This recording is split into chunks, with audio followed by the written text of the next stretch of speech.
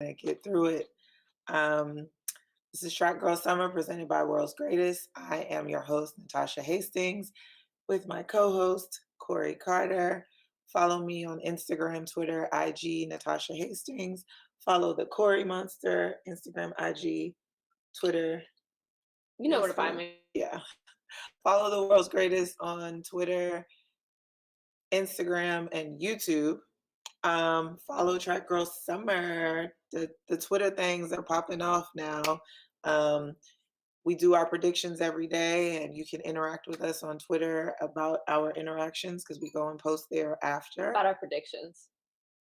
About our Hustle Clean Podium predictions. You said you can interact with us about our interactions. Did I say that? Yeah, it's okay. I got you.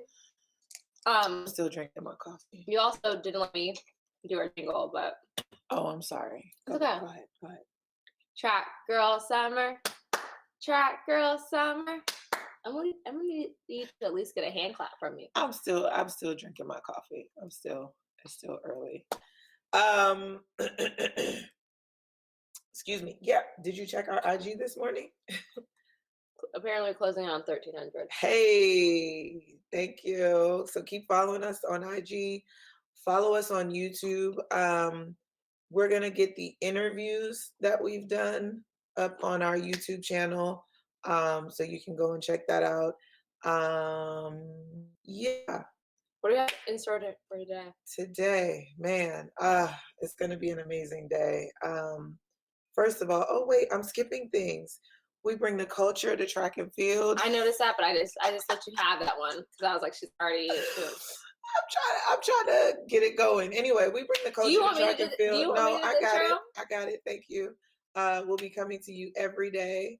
Today is Thursday. We've got 2 more days after today.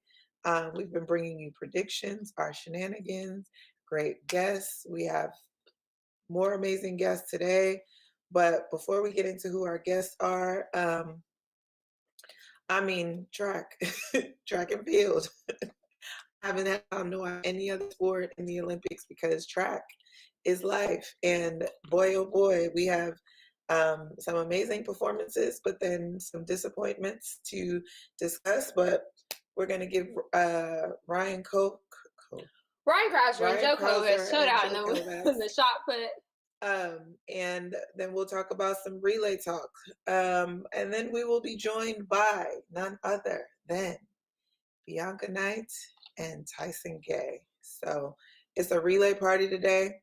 We'll be doing our predictions for the Hustle Clean Podium picks with Bianca and Tyson for both the men and women's 4x1 podium. And I know that's going to be some spicy talk because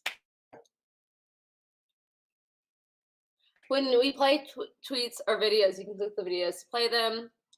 Let's get into the fit check today.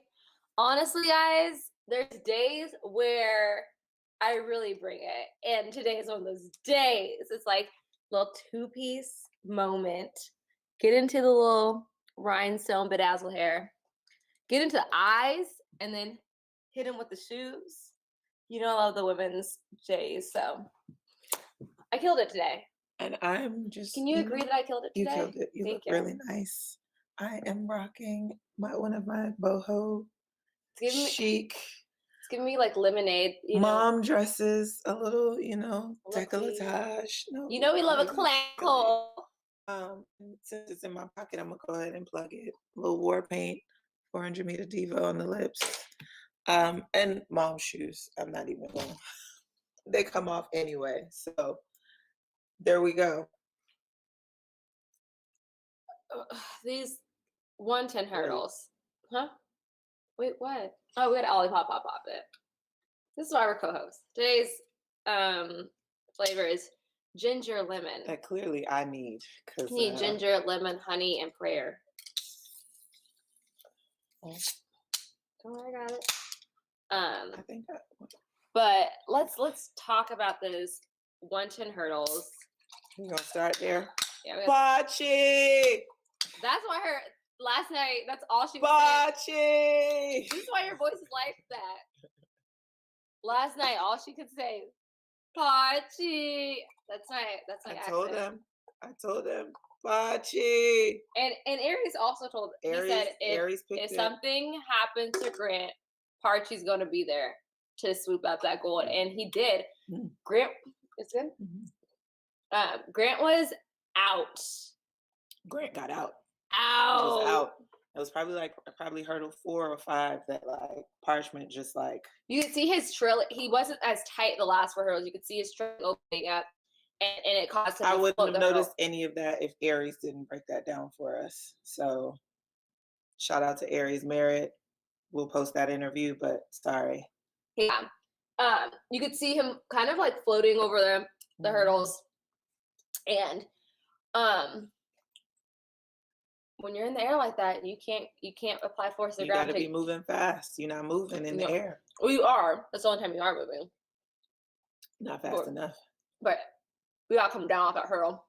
I'm just munching on these grapes. Yeah, girl. They were just share. I ate like half your grapes, and Liam likes the grapes. He's gonna be so upset. Anyway, I think Parchy goes down as the biggest upset for this Olympic Games. Like, you think so? I do. I don't think that. I mean, I think DeGrasse. We knew that wasn't so even though much we didn't of a say shock, it. Yeah, it wasn't. But I think Parchy was. I think he's been running well. I think he's been running well, but I think. Can I say this? You can say whatever. I think Parchy winning isn't the biggest shock. I think Grant losing is the biggest shock to me.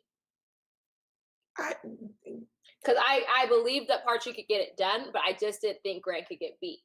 You know, does that make sense? It makes a lot of sense. Because it's like, I don't know Parchy's talent. We'll get into that when we talk about some things later on about U.S. expectations. So I think that is spot on. That like I'm not gonna put myself in that category, but Grant just looked so good this year and so dominant, and we didn't see him falter ever once. So I just didn't see him doing it. I'm not taking that away from him. But I don't know. I was watching Parchment through the rounds. Shout out to Ronald Levy. Jamaica got not one but 2 men on the podium. And congrats to our teammate, Team USA, Grant, on the silver medal.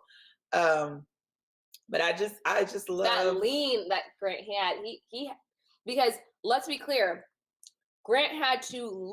It was funny because he was leaning. He looked and saw that he wasn't about to get the gold, and you can see him stretch his body even further. And he came through the line at 13:09, and Ronald came through 13:10. He almost wasn't about to get the silver either. He really had to stretch for that silver. Yeah, it was an exciting race all around. Yeah. Happy for all 3 guys. I mean this in the most nicest, non-messy way. I know that there was some drama with the Jamaican men getting to the Olympics, and I think just making it on the podium period made it all worth it to them. So congrats to them. Pachi. I've been coffee capping Natasha and her mom's accent all week. It's still terrible and honestly disrespectful, but I think I'm getting slightly better. Pachi! Stop. Like, you need to. We have several more days of the show, and I can talk all day, but people would like to hear you speak. Okay. Now speak on this men's 400. These men's 400. Can I just get can me and Jeremy get our flowers, please? Can we get our flowers? It's not about you right now. Can we get our flowers? It's not about you. We're talking about our flowers. It's some of the men who actually competed in. I mean, I just remember somebody saying, like, I mean, he wore a T-shirt in the semis. Is his game really in it? Is his head really in the game? You didn't have to bring that up. I did though. Like you could speak on yourself. I did. You could speak. I just had some questions, and you know what? Stevie had some answers. Man. Okay, I like that. That was a good one. But no, another exciting race. Of course, we were watching Norman and Michael Cherry, but as those guys were coming, first of all, Norman took it out. He had to. You're in lane 8. What else are you gonna do? He was out. Because you think you running down these boys, you got to get out. Man, you got to put yourself in a position to win. And I applaud him for running a brave race. Yeah, but as they were coming around that bend, it was all Gardner. You were poking me. I said Gardner's in the lead. And once they evened out and came down the straightaway, Kirani Karani. Y'all know I love you some Karani James. Karani, I'm so happy to see him doing well and just back on the podium. He had to go through so much to get back in fighting shape. To see him on this podium, like I know, we're biased in our Team USA, but we gotta give the credit where it's due. And there's certain athletes we just it's like, I don't care what country you're for, I'm rooting for you to win. And Karani is one of those people. Like I wanted him to get the gold, but I'm glad he's on the podium. But Stevie. Stevie looked good. He came out the turn in the lead and just said, I'm gone. Deuces. Y'all figure out second and third, but the gold is for me, baby. And we got to give a shout out to Zambrano, who came in for the silver medal. Jeremy kept talking about him. Zambrano brought him up. I should have listened to my teammate because we would have been almost perfect, close to perfect, if we had thrown Zambrano in there. Zambrano was the wild card that we just weren't sure. Yeah. We got to give honorable mention to our guys. Michael Cherry had a PB race of his life. And that's what I wanted to say is because speaking of what people said, you were like, I'm not sure. He was nervous and shaky at Olympic trials, but Michael Cherry showed up when he had to. He didn't get on the American performer. And he PB'd. It's like he did his best performance where it mattered. It wasn't enough to get him on the podium, but like, if I'm ever gonna like to be wrong, it's in this instance. Yeah. He ran well. Like you can't say he didn't put together. He put together the best race he's ever put together. Exactly. He's just running against some. He's running against some bad boys. Some bad boys. And Norman was 5th in 44:31. Yeah. So shout out to the boys, your Olympians. You got some really interesting fact about the men's US 400. Man, so this is, first of all, let me backtrack. Let me go back. The only time the U.S. has not made the podium in this event was 1920, 1980. We boycotted that. We boycotted those games. And in 2012. This also means the men not making the podium in the 400 also means that the U.S. has not won any gold in the men's sprints for this Olympic Games. Individual sprints, but I mean, that's the team sprints too. Gosh. Making this the first time in history that the U.S. men not home gold in the sprints. And we're going to get more into that. Let's get into it now. I mean, we could talk about it a little bit because we kind of had the conversation a little bit. We've been yelling at each other all day and night about this. Before we got on air, and I think we have differing opinions. And I've been, of course, you can imagine, we're all texting the Twitter sphere, the friends and such. And I am of the belief that it's not that there's this narrative out there that Team USA is underwhelming and not performing well, particularly the men. Because let's be clear, the women are, we said this about the trials. We said the trials. I said the men are running good races. The women are making history. The women, yes, exactly. Shout out to the women. I love to be, anyway. But is it a matter of Team USA not running well, or are we just getting beat? Because in the instance of Michael Cherry running a PB, he got beat by 3 men. Fred Curley got on the podium in the 100. We came first, second, third, and fourth in the 200. We came second and fourth. Thank you. We just claim Andre. We just claim Andre. Let me get my coffee down. And so it almost kind of feels like, right? To me, let me say for me, as the person sitting on the couch saying you suck. But if we were those guys that made the podium in second, third, or was in fourth place, but ran a PB, hearing other people say, you guys suck and you're not performing well. It's like you guys are top 5 in the world, top 10 in the world. Who the hell are we? So to sit here and say that the U.S. is also not performing well, Before I don't you go think any it's further, fair. Disclaimer, I never said that they sucked. But I'm not saying that's what I'm just saying, I just want to you made it kind of seem like I'm not saying it, but like she might, I just want to make sure. A lot of the headlines are saying the headlines, not me. The Team USA is underwhelming. They're not performing well. They're on the freaking podium. We didn't win gold this time. The 400 is the only sprint event, and now the 4x1 that we're not on the podium. I think there's a And it's a double-edged the sword. men are, yeah, we've created this standard. But again, as the athlete and as the person who's come forth at the Olympics, it's tough for me to sit here on the couch and watch these men go out there, work hard all these years. We sit here and tell their stories and talk about the blood, sweat, and tears. And because they didn't win gold, we're going to sit here and say that they're not doing well. But okay, as the athlete, I feel like, yes, it's not fair for the public to say like you should do better because who are y'all? But as the athlete, I know when you got fourth, you weren't happy about it. No, I wasn't. But I'm saying, but I went back and reflected on it, and after the fact, I was happy. yes. But what I'm saying is, we're also in a culture where we're saying like, I mean, it was a tweet the other day. We're talking about mental health. We're talking about the fact that we only celebrate gold medals and not bronze and silver. But so it's like, unless I win, all the work that I've put in doesn't matter. But at the end of the day, how many people are on this stage right now? no, and I get that. What I'm saying is that I think one of the reasons why there is that expectation is one, I think historically we've been that girl. You're right. We've been that girl, and so you get used to just like winning. And the facts are the facts. Excellence is the standard, and we're used to winning.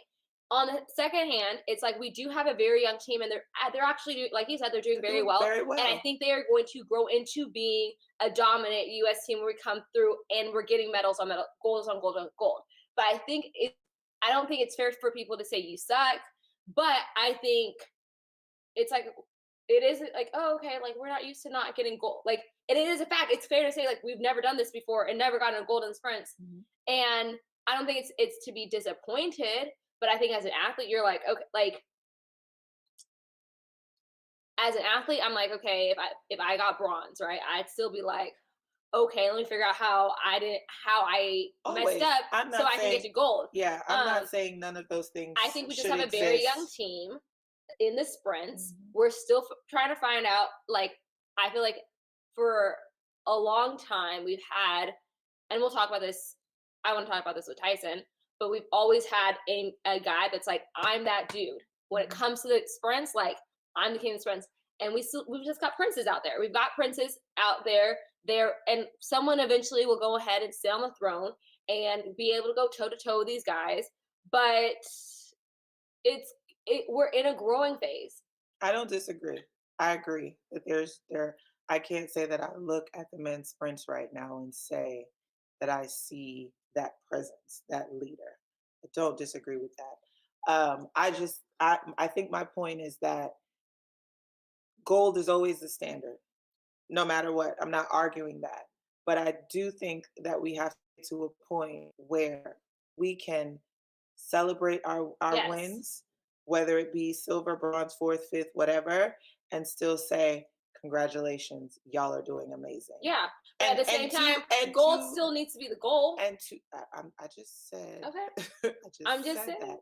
But also congratulate the rest of the world. Yes, the world is coming up. I think that we are in the position that we are in because of that lack of respect for the performers around the world. I don't. So I'm just saying. Gold is always the standard. Yes. But I think that we need to be a little bit more respectful. But can I say something else? You're going to. How do I say this? I feel like I respect the rest of the world. Obviously, I respect my competitors. But also, as a unit, I still think, because here's what's happening. It's like, we're getting beat by the Netherlands in the heptathlon. We're getting beat by Polish in the hammer throw. We're getting beat by the Jamaicans in the sprint. But there's not another team that like has people top 10 every single event. You know what I'm saying? And the USA is showing up at every single event. And I think that's why we can't say like, oh, it's not like when it comes down to the medal count, I know even with this, we might not have the goal. We're still winning. And that's what it is. China's winning the gold medal count, but shout out to China. But do you get what I'm saying? Yeah. It's like, I think individuals across the world are balling out. Mm-hmm. But as a team, USA is still that girl. You can't tell me otherwise. I didn't say that. I didn't say Okay, that. I'm just making. That's not what I'm saying. I think we do respect our competitors internationally. We have to get, because if you don't, that's how you get beat. I just think we have a young team, and I think we also have a public that only watches us for every 4 years, and every 4 years they're used to us seeing gold. So I think that's also part of the perception that we're not doing well, because it's like, wait, I didn't know that, because in 4 years a lot can happen, a lot of new stars can come up, and if you only care about track and field every 4 years, yeah, it's gonna be shocking to But see. I find it. Makes sense when you watch it. I find it interesting that it's not just the every 4 year crowds. There are true track and field fans. I mean, there are people that I've been having conversations with that's like, Team USA men just aren't showing up, and I'm just like, I mean, I had a conversation about Noah and Noah's lane assignment, and I'm like, yeah, he was in lane 3 and his best times came out of lane 8 or 7, but he came off the turn in the lead. He just didn't have anything for DeGrasse. Let us give credit where credit is due. I feel like we've gone on this show and said that maybe. But I'm not saying that we're saying that. I'm just I'm saying that we need to change the narrative overall. You don't have to drop names, but I would imagine the people you were having conversation with are also people who have been on Team USA. Am I wrong or not? No. No? Okay, then never mind. They were coaches, but they're not. Okay, then never mind. Because I'm like, if you're talking, I'm not saying you were, but we talked to Jeremy Warner yesterday, and if Jeremy Warner's like, yo, when I was on the track, we were out here dominating the 400. He is like, okay, I had to you got to take that on the chin, because like, he's not only saying it, he's done it. But yeah, we have 8 minutes to go through all these finals. All right. First of all, speaking of gold and the men, Ryan Krauser might have had one of the most dominant throws performances of all time. He threw the Olympic record on his first throw. He came out and said, "I'm gonna give y'all a show." And then the rest of his throws either equaled or bested the Olympic record, the previous Olympic record, which is insane. Shout out to Megan Clark. I'm gonna say that he was out there throwing for you, boo. Megan. And then we doubled up on him, got silver with Joe Kovacs. He threw 22.65, and Thomas Walsh from New Zealand 22.47 with a season best for bronze. We got another gold. And another one. Women's pole vault. Katie came through with that 490 in the pole vault. Okay, she put the bar up to 501, and it was so funny because she started running at it and was just like, you know what, I ain't got it. Like she was just like, I think she just was like, I'm Olympic gold medalist, so excited I can't refocus to try to get over 5 meters. You saw Sidorova. I don't even know where you are in the document. It's fine. I got this. Because we got 8 minutes to get through, and I want to give people their shout outs. Give people their flowers. Especially if they're not from a different country, because Natasha is like, first she comes on as like, we're biased, it's Team USA, and now it's like, give the world their due. I am. I just want us to be clear that like more than one thing can exist at once. I'm not repeating this girl's name because I struggled through it, but silver came through for 485. Holly Bradshaw from Great Britain also at 485, but due to misses, she got bronze. And our defending gold. Can you pass it? While we're spilling lollipop on my computer. Defending Olympic gold medalist Katerina Stefanidi, Stanford grad as well. She was my team captain when I was on the team. She vaulted a C as a 480 and didn't make the podium, but got 4th. I want to backtrack a little bit to. We don't have backtracking. No. It's just a really quick statement about Krauser and Bauman winning gold. Shout out to them. Let's give. Oh, Valerie Almond. Because on the document it was Valerie. I'm sorry. But what my point being, shout out to them while we're sitting here talking about men sprints not for a while. When we talk about changing the guard, we can say that the sprints were carrying the the goals. Shout out to the field events for picking up. Speaking of field events, okay, men's triple jump, Pichardo from Portugal won with 17.98. That's a national record for Portugal, and he won it on his 3rd jump. Oh yeah, they were exciting to watch. Yeah, too. they were. It was going back and forth. Yaming Zhu from China got second with a PB of 17:57. Hugh Zango jumped 17:47 for bronze, and then our U.S. guys. I just had to give a shout out to, because you guys know I'm president of I'm president of a lot of fan clubs, but I'm president of the Will Clay fan club. He jumped 17:44 to get fourth. He was knocked off the podium. He was actually going to get bronze, but Zhu came out with a great jump in the fifth jump to knock Will off the podium. But let's just remember, Will Clay had Achilles surgery, and over like a little bit over a year ago was relearning how to walk, and now he's jumping into being top 5 in the world, top 4 in the world. And then Donald Scott from the US got 7th with 17:80.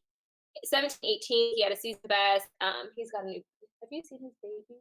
No, I haven't. They're the not. I'm not saying he's the cutest, but they are a very cute family. His wife, and his baby are a very cute unit, and I love them.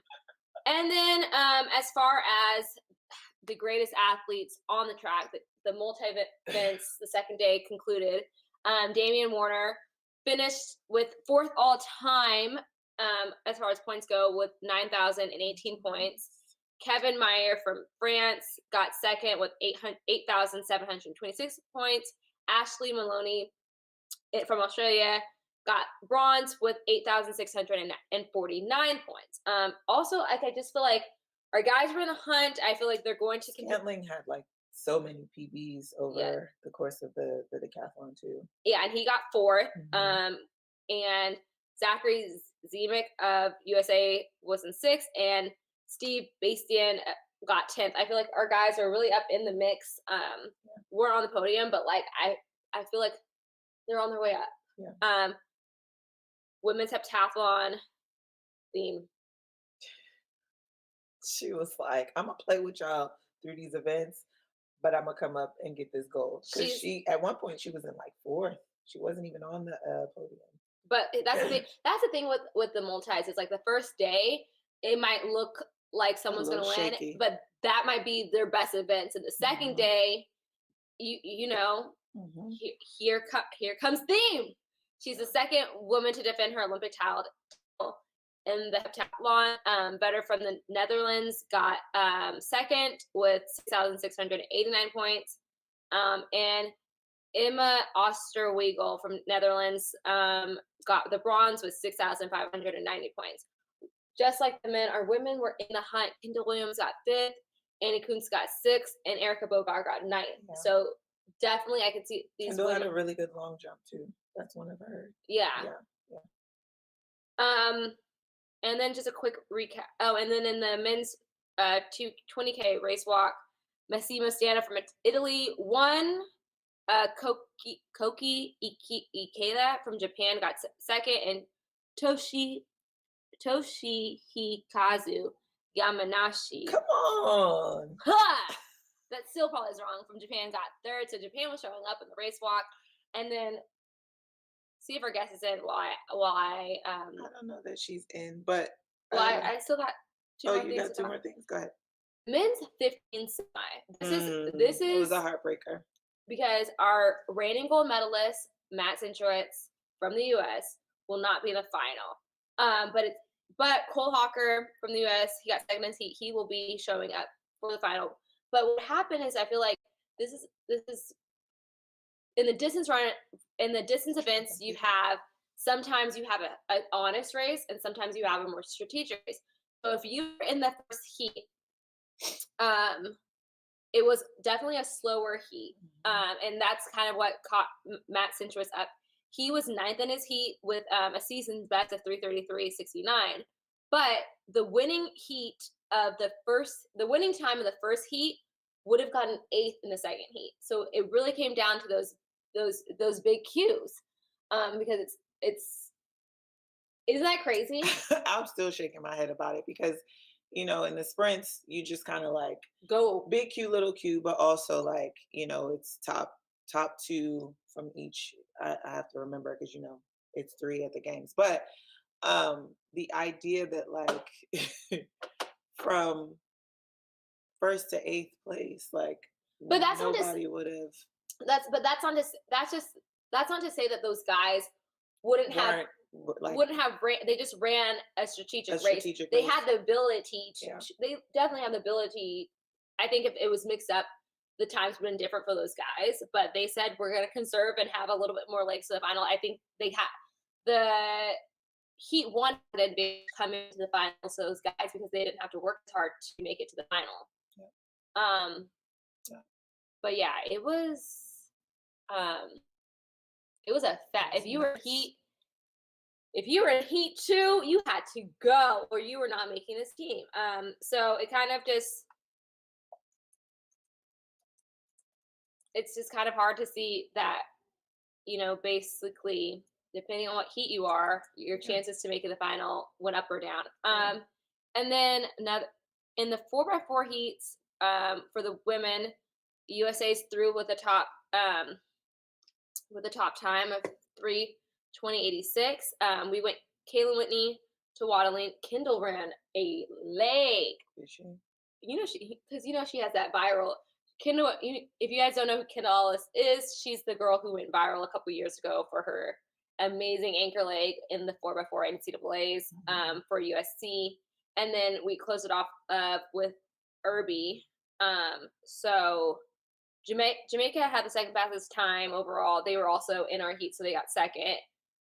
We're seeing a lot of that, the top teams in the same heat. Like the 4x1 was the same way. We'll get into that later, but yeah. Yeah, so there was a lot of stuff going down on the track.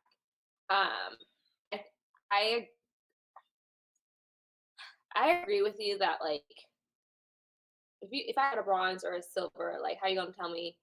I want to read this comment that came up while you were doing the rundown. Bianca needs 5 minutes. She said her computer is rebooting, so we have a little bit more time. Okay. Cool. Until BK comes. Charmaine G said, Natasha, I agree about not giving others credit where it is due. There's always an excuse when USA doesn't win. The narrative is usually that USA lost the goal and not that they were beaten. Grant Holloway was beaten. He didn't lose the goal. He was beaten. Noah was beaten by DeGrasse. It wasn't because of the lane.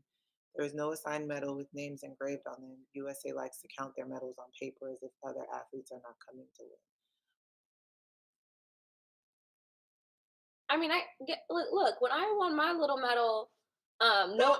We're not here to minimize. When you won your world championship, that you were not picked to win. No one talked about me. You worked your ass off to win. That's not what we're doing here. We're not minimizing wins. Well, I'm just, I just like to say my little. No, that's not what we're doing here. Don't get me. The sports psychologist is coming out. She said you better with confidence.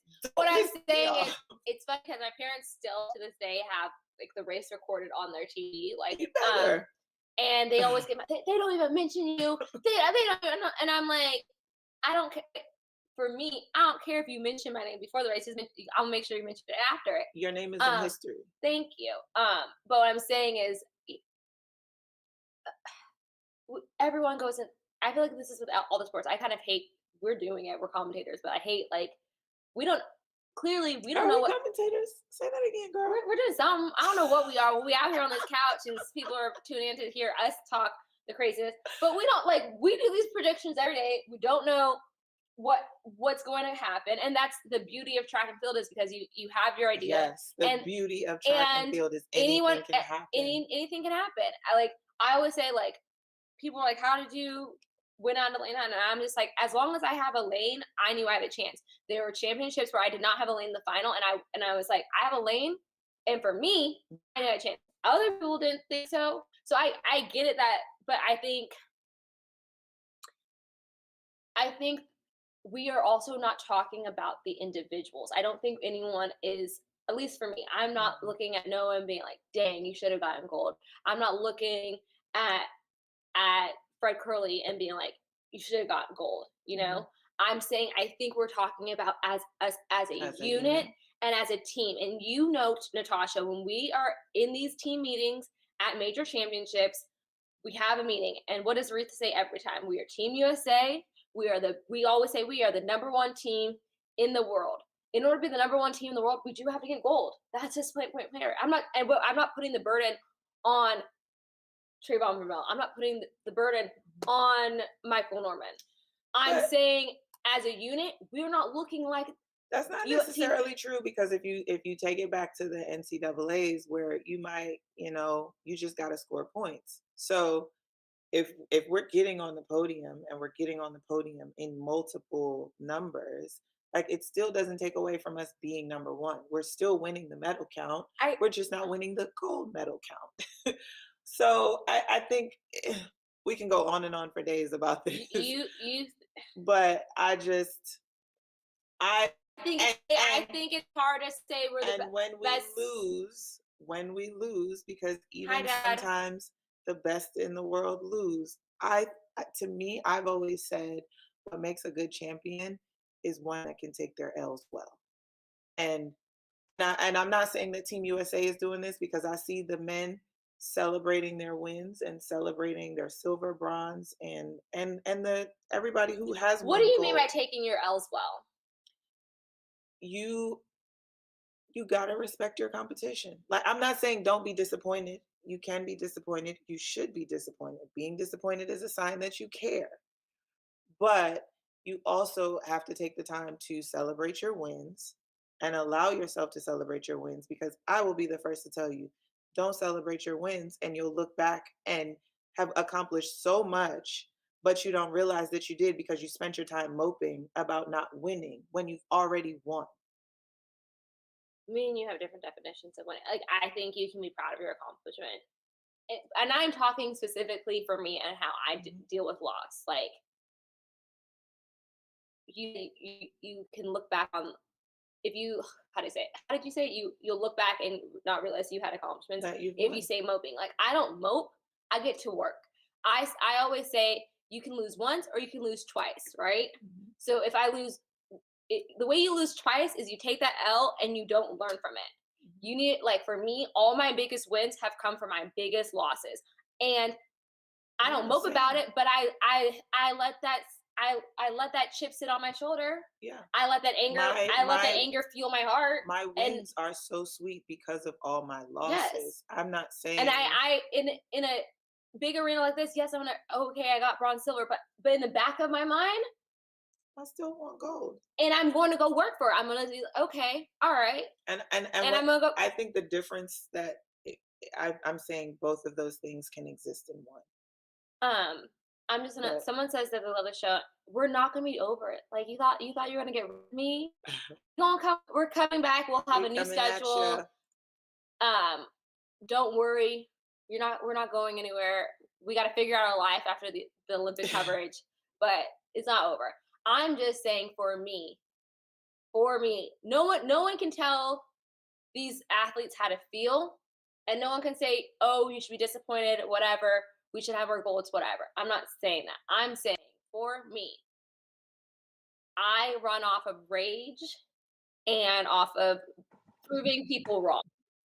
And when I take an L, and I define not anything but being the best in the world as an L, because excellence is a standard, I'm gonna go get it. I'm gonna let. I told myself when I didn't make the team, I said, "You will never feel this way." I mean, I felt this way again this year, but I said, "Oh, you will never feel this way." And every time I had to go into the weight room, every time I had to work out, that memory is what fueled me to my wins. That's all I'm saying. Hi, Bianca Knight. I'm not saying. What's up, guys? Well, I don't know what y'all talking about, but it sounds like a lot. Well, before we get into what we're talking about, we never got to talk about you last time you were on, so let's get into that. And before we get into that, I don't know if we have any new people here today, so let me do your intro again so that people know what time it is. So Bianca Knight is one of my former training partners. She's a Mississippi native, Gatorade Athlete of the Year, 2008 200-meter NCAA champ at 22.4, which was the collegiate record at the time. Olympic gold medalist and a member of the world record 4x1 that was set in London in 2012. Also my favorite stat, mom of two beautiful boys. So she's the perfect person for us to get into the relay talk today. We got into it a little bit the other day. Today. But we're gonna wait for Tyson to come on to get into the Okay, relay. okay. Oh, T Reezy. Yes, T Reezy is in the building. Someone said I first saw Bianca and I when World Youth 100 meter on TV in 2005. They still got I the did. video. Oh my God, can you send it to me? Email me that We'll video. figure that out. DM us at Track Girl Summer and we'll put you guys in touch so you can get that video, the I memories. need that. You know, I got a documentary I coming want out. I to need watch to add that footage. Oh, okay. Okay. They're sending it via Twitter. Oh, you said Okay. don't do that. But yeah, I need that video. That's lit. I be looking for all my videos. I feel like that Audio. wasn't the first goal for the US in the youth in the 100, or it might have been. It might have been, and I didn't know that obviously at the time. Audio as well. But I feel like I can hear her. I can hear her too. Maybe you need it. Do you are you able to see your mic settings on your computer? Yes. No, I lied. Where would I see that at? I actually had to get on my laptop because for whatever reason, my desktop is not connecting to my keyboard. I don't even know why. Like it's always something after the power go out and something just decides not to work no more. But let's see, mic settings. I said, let's make sure she talks louder or gets closer to the mic. So just yell at us. Yeah, just yell. Bianca's too cool and smooth for that. But okay, can you hear me? You still can't hear me? I can hear you. So let's get into it because I don't want to lose too much time. There's a couple of things that I want to talk to you about before we get into the relay things. Your journey on the relay, a lot of what you said the other day, I want to make sure that we get because you know we had that bad connection. That's why we messed up on our picks. You know, that's not true. You heard what Bianca said.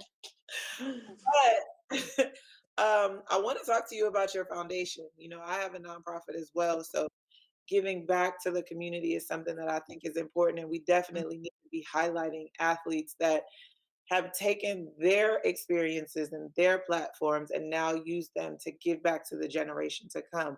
And also, I've been, let me stop moving around. What's going on with our, okay. Also, I saw where you mentioned that you don't really miss track and you know, you don't really have any regrets. And so I know for me, a lot of my experience or my reason for starting my nonprofit is a lot of the things that I felt like I was missing and how I want to fill the gaps for the generations to come. So just give us a little bit about, you know, what inspired the foundation, what about your experiences is an experience that you're hoping to change for the generations to come. Well, of course, you know, I grew up in Mississippi and we're not a track state. So it's not real big on track and our resources are very little. If it wasn't for obviously me just having an exceptional talent to the point where I was invited so many places and it was paid for eventually, I would have probably never gotten to those places. So I know that that's not the case for other athletes, especially where I'm from. And also our high school system. Um, I think it's a commonality in the South because I'm in North Carolina now and they have the same issues where they don't even actually have a track coach. So they don't have blocks. They don't have, well, let's say they don't have functioning equipment. Let's just say that. And the school doesn't put it in the budget for them to get that stuff. So I kind of wanted to fill that void for the coaches. It's like, okay, well, you know, I'll give a grant. I give $1,000 to 5 different schools every year to get strictly for track equipment. They can't use it for anything else. It can be for uniforms, batons, blocks, whatever they want to use it for. But I don't give it to the school. I give it to the track team, the track coach. So even for travel, whatever they need it for, because they don't get the budget like the other sports get. So I wanted to fill that gap. And then sometimes I partner with Gill, so they actually get it at a discount if they do it through me and I just have it sent through the school. What else? I host 2 track meets in Mississippi now. And one of them, there's no registration fee. If you run well at the state meet, you are automatically invited to the Mississippi Meet of Champions, where this year, well, 2022, I'm hoping to actually get my out of state kids to come so that they can actually kind of like your Nike. I want it to eventually be one of those big circuit meets where all of the top athletes end up coming to Mississippi, because we have two kids who are number one in the US in the 100, 200, and 400. They're in Mississippi. So, they did a lot of traveling. And I said, I feel like kids should try to come to y'all. So let me try to get this meet together. And maybe next year, y'all don't have to travel as much and we'll bring those kids to y'all to compete or whatever. So, that's one aspect of the foundation. And obviously, the second, I go and I speak at schools. And of course, this is a nonprofit, so it's donation based. If you donate, cool. If you don't, that's fine. But I don't charge. So, BKFgives.org. That's mhm. where you have to go give to the initiative, the cause here. I love what you said about bringing the athletes to Mississippi, because one thing that I think is true is sometimes we have to see it to believe it, right? And so if Yes. you keep your kids in the state of Mississippi to run big and run against in these big competitions, then I think that is definitely more encouraging to get more athletes into the sport and more top athletes coming out of Mississippi. So I love that, and thank you for doing that cause, making that cause happen. Not only just talking about it, but actually making it happen. What is going I on don't with the camera know. today? I know what it is. I'm so fly. It's like it's overloading the camera. I get it. It's okay, camera. We'll work with you. Um, so another thing that you've started that I think this might be for profit, but still for the sport, is your app called BK Track Stars, Hmm. and which helps develop the next generation of track and field athletes. The goal is to use artificial intelligence and predictive algorithms to help develop and train aspiring athletes. So tell us more about that. You just Well, I sit on a lot of ideas. We thought about the app when, there you have Huddle for football and you have Rivals for football, you have Rivals for basketball. Basically, every other sport kind of know where they rank in terms of um their recruitability against their not opponents, but their classmates. And track doesn't have anything like that. And I thought that it would be cool if I'm 11 or if I'm 12 years old, I see how I rank against my 11 and 12-year olds versus, everybody else. And then I see, how do I rank against the 11 or 12-year olds out of like around the world or whatever. And I think it gives the parent, the coach, and the kid a better idea of, because it's hard for kids to even pick events right now. So it's like figuring out you're much better in this one than you are in that one, things like that. So it's kind of to help them pick an event and also to kind of see your progression in terms of yourself. Like there's a page on there that shows you how you're doing from meet to meet and season to season. So it's more so to keep athletes focused on themselves and not everything around them all the time. So that's one aspect of it. And then artificial intelligence is to help them train more intuitively. I always try to say that. So it's like it's not gonna there's no perfect science, but it's to tell you like these are the workouts you're doing, these are the times you run at the meets. Are these workouts working out?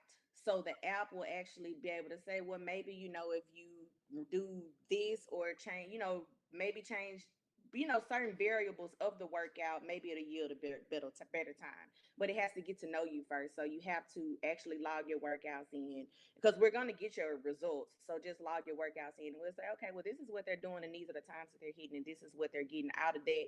This looks like that's working for them, or that's not working for them, or whatever. So it's to help a coach, not just be giving them something to give it to them or whatever. It's like, no, you actually need to make a workout plan for them because this ain't working what you're giving them, and it's showing that it's not working. So You're saying so many things that like I have so many questions that I want to get to, but we're not going to have enough time. I see your hand, but I'm ignoring you. I know. I want to What's ask the question? because it's. Anyways, Bianca, the question I have is like, so it tracks the workouts, and you can see, hey, this athlete responds to these type of workouts. And then like, I have my workouts from senior year. Maybe I can send those workouts to my collegiate coach and kind of um decrease that time where your coach is trying to get to your figure out. body, figure out what workout to respond to, and you can say, hey, this is what I did all my senior year. Like, not telling a college coach how to coach me, but like, here's what my body responds to, because some 400 runners train like a 2-4 people, some 400 runners train like a 4-8, and like having that information might be helpful just to continue on with collegiate success. Yes, it's definitely a good recruiting tool because you can make it on there if you want people to see the workouts you're doing or not. So you can have that public or you can have it private. So and also I have a platform for coaches and athletes for the recruiting that they get a whole database of colleges that they meet the criteria of based on what they're doing right now. And it's just a better way because everybody's looking at the Power 5 schools. And it's like you can get it done from any school. So stop looking at just these schools. And these are the ones you can get a full scholarship to right now. The goal is to not pay for school. So why would you rather go somewhere and walk on that you're gonna have to pay versus going to this school where you can go for free and you have an option. So it sends them a whole list of colleges that they can pretty much, hey, I think I meet the criteria of this school. So, and like I said, and college coaches can look at it as well and see what athletes meet the criteria of their school. So it's like a middleman for recruiting as well. That's awesome. I want to talk about, again, you and I were training partners. We've known each other for a long time. Something people do not know. Bianca and I actually ran against each other in the 400 at high school nationals. Not her finna post this picture. I already know she's finna post this picture. I didn't load it. Bob might find it. I didn't load it, but he might find it. I'm gonna find it if y'all don't load it. I posted it on my foundation page. So, but what I want to talk about is I love what you're doing with this app. But there's so many like intersectionalities of like what you've been saying that like I hope I can form the question properly, because I love you said that this is about the athlete comparing themselves against themselves. And I remember one time you and I did a speaking engagement and a parent asked us, what were you running at such and such age? And both of us were like, that's not important, because we didn't want that father to start comparing their child against what we were running as athletes, because we were pretty fast when we were kids. But also I think we're like gifted. It's like we are gifted. But the point that Bianca and I made to each other was that, number one, we had the longevity that we had because yes, we trained hard, but also when I was 10, I was a 10-year-old. You know what I'm saying? Like I wasn't out there running 400s. And so I think what you're doing is so important in that, it's giving athletes and coaches the tools to see what works for them, but also don't burn these kids out. Let these kids be kids. We didn't have a topic about if they're gonna be great, they're gonna be great. So talk to us a little bit about that, because I think what you're doing, like I want people to understand the importance of having these tools and understand. Let your kid have fun. All right, I'm gonna stop talking. All right. And it's crazy because a parent, I think his daughter is like 10 or 11. He was like, oh, she's just not having fun. She's not doing this. And I said, and it's probably because you're making it too much of a task for her. I said, just let her go and explore the sport. We have so many different events. Everybody want their kids to be a sprinter or a jumper or this. They can do all of that stuff. So just let them play around and let them have fun and see what they gravitate towards. And then he reached back out to me and was like, oh my God, I took your advice. And would you know it? She made it to Junior Olympics in the javelin. Like she's never even done it before, but I let her explore it and she did well in the javelin. And he said she's having so much fun and she's still running a little bit, but letting her do something else really did bring her love back to the sport. And I told him, like you just said, they're kids, just let them have fun. And there's another kid from Texas. He's number one in his age group, and we talk all the time. And he's just so concerned with his time. And I talked to his coach, and I said, listen, that time is going to come. Have fun. You should not be 12 years old stressing about the times that you're hitting in the sport, not if you plan to have a long career. It's going to come.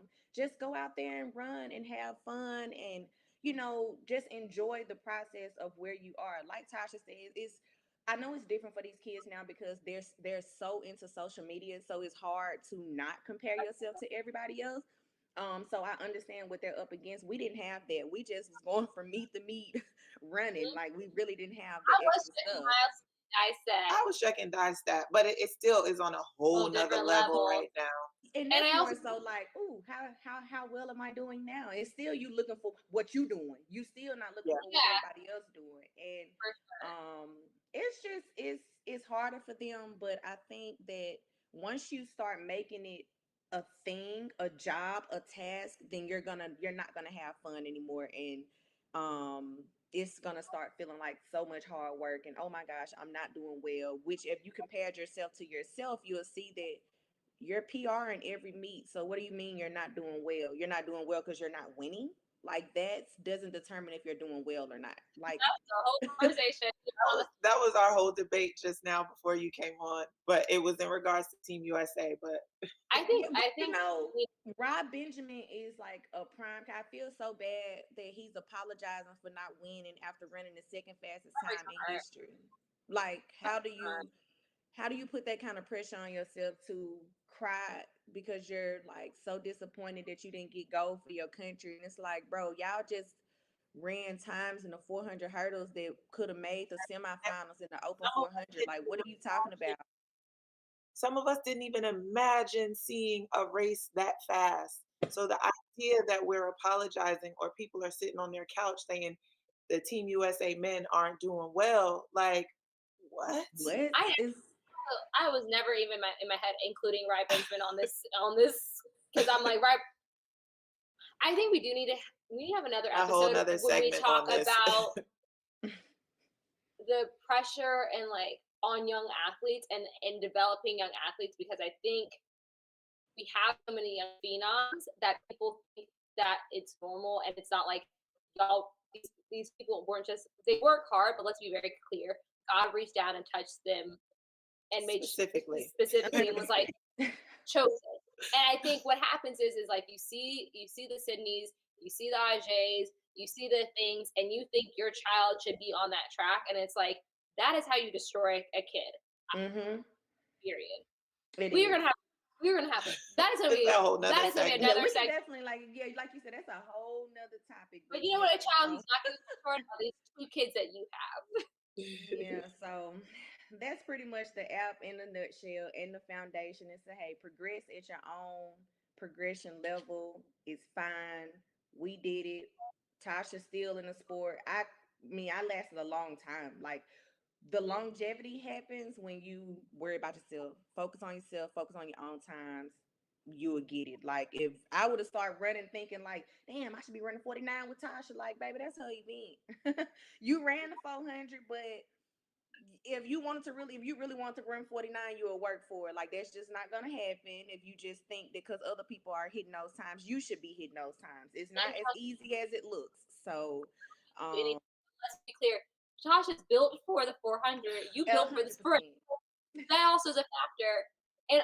And when you said telling these parents let your kids try everything, we talked to Mike Powell, we talked to Gail Devers. Mike said he did six events in college. Gail said she did 8. Like I started off as a multi-eventer /8/15 girl, ended up in the 400 hurdles. Tasha said she just was a 400. But I feel like But that is my one regret yeah. is that I didn't try other sports. And you'll see a lot of these great athletes. We played a lot of different sports. Yeah. We did a lot of events because we were athletes first, and then we found our love, and that's how. I think that's the reason why we're able to last so long because I'm doing what I love, not what I was told I should do because my body type. Because no one would have put my short butt in the hurdles. Definitely not the 1 hurdle. You know what I'm saying? And I feel like parents need to understand that. Like, let your kids let your kids be athletes. Let your kids be athletes, and then a lot of kids are specializing earlier, and that's how you get overuse injuries. Overtrained, yep. Over everything. So Over it. right, over it. I'm the only girl from my club team still running. Same. And they all started before me. All were track. Another thing that I'd like to point out is that on my track team, there were girls that were actually better than me. Same. Had more raw talent than me. Same. and I'm the one that's still going. I'm the one that made it past college. Some of them didn't even make it into college. I And competed against girls who couldn't wait to get to college so they could to quit. get away from their parents and their coaches. Like, And you don't these want babies that. don't. You don't want your These kids to babies just be like, I'm just ready to get away from them. Like, you don't want that. Like, you do not want that. And that's I hear things like I love parents. Like my parents, they invested in me, but the passion came from me. Right. Because my brother, he don't like to work. That's him. Like when it comes to sports, he like my sister. Remember that they just wanted to play on game day. I was like, I want to work. My dad said, you want to train with Kori's track coach? My brother said no. My dad said, okay, that's not for him. I was a psychopath, so they let me do psychopath stuff. And you do have to love track to be in it because it's a tough sport. It's a tough sport, and you do not know if that hard work is going to yield that result that you're looking for. So you have to be strong to compete in track and field because it might not. You might train and never make a team, or I never made individual. Like it. You have to be okay with that might happen to you. So track ain't for the weak at all. When I'm saying track isn't fun, what I'm saying is when you're 40 years old, I doubt you're going to be meeting up at the track to do 400 repeats. But there are guys now. There are some where I train at. But most basketball players, let's play a pickup game. Let's go play horse. Like we don't scrimmage at practice. We go to like what we do at practice. Other sports punishment. Tyson, what camera? What is mini cam? What OnlyFans type? Mini cam, baby, is you hacked? What is this? This dark web type. Yo, can y'all hear me or not? Yeah, we hear you, but we can't see you. What's popping? Oh, hold on. What's going on? What is mini cam? DK. What did do, T Reezy? I said, what did I do? What did I do to be able to get here? I love this. Y'all, the other day, it was a 400 hurdle party, and I felt left out. Now it's the global athletics party. Yeah. I'm still in it. Here's the thing: is I get in where I fit in. I still feel like I'm part of the crew. Okay, you can't ostracize me. Man, global. My boy Mark had everybody. So what type of the dark web he's on? Cool. Tyson, I get heck messing with Tyson. Hostage like situation we got going on. Okay, where is my notes on Tyson Gay? Where is it in the document? Did you delete my? Tasha, I'm gonna fight you. Because you'd be putting stuff any and everywhere on the document. I found it. Tyson Gay, University of Arkansas. He has the American record with 969, and he's actually tied for the second fastest man over 100 meters with Johan Blake. He has, in 2007 in Osaka World Championships, he got gold in the 100, 200, and the 4x1. He's the second man to win all three at a World Championships. Maurice Green did it first, and Bolt did it after. He has a 2009 World Championship silver in 100 in the Berlin World Championships. He is a 4-time U.S. champ in the 100, and he is a blank screen on our show.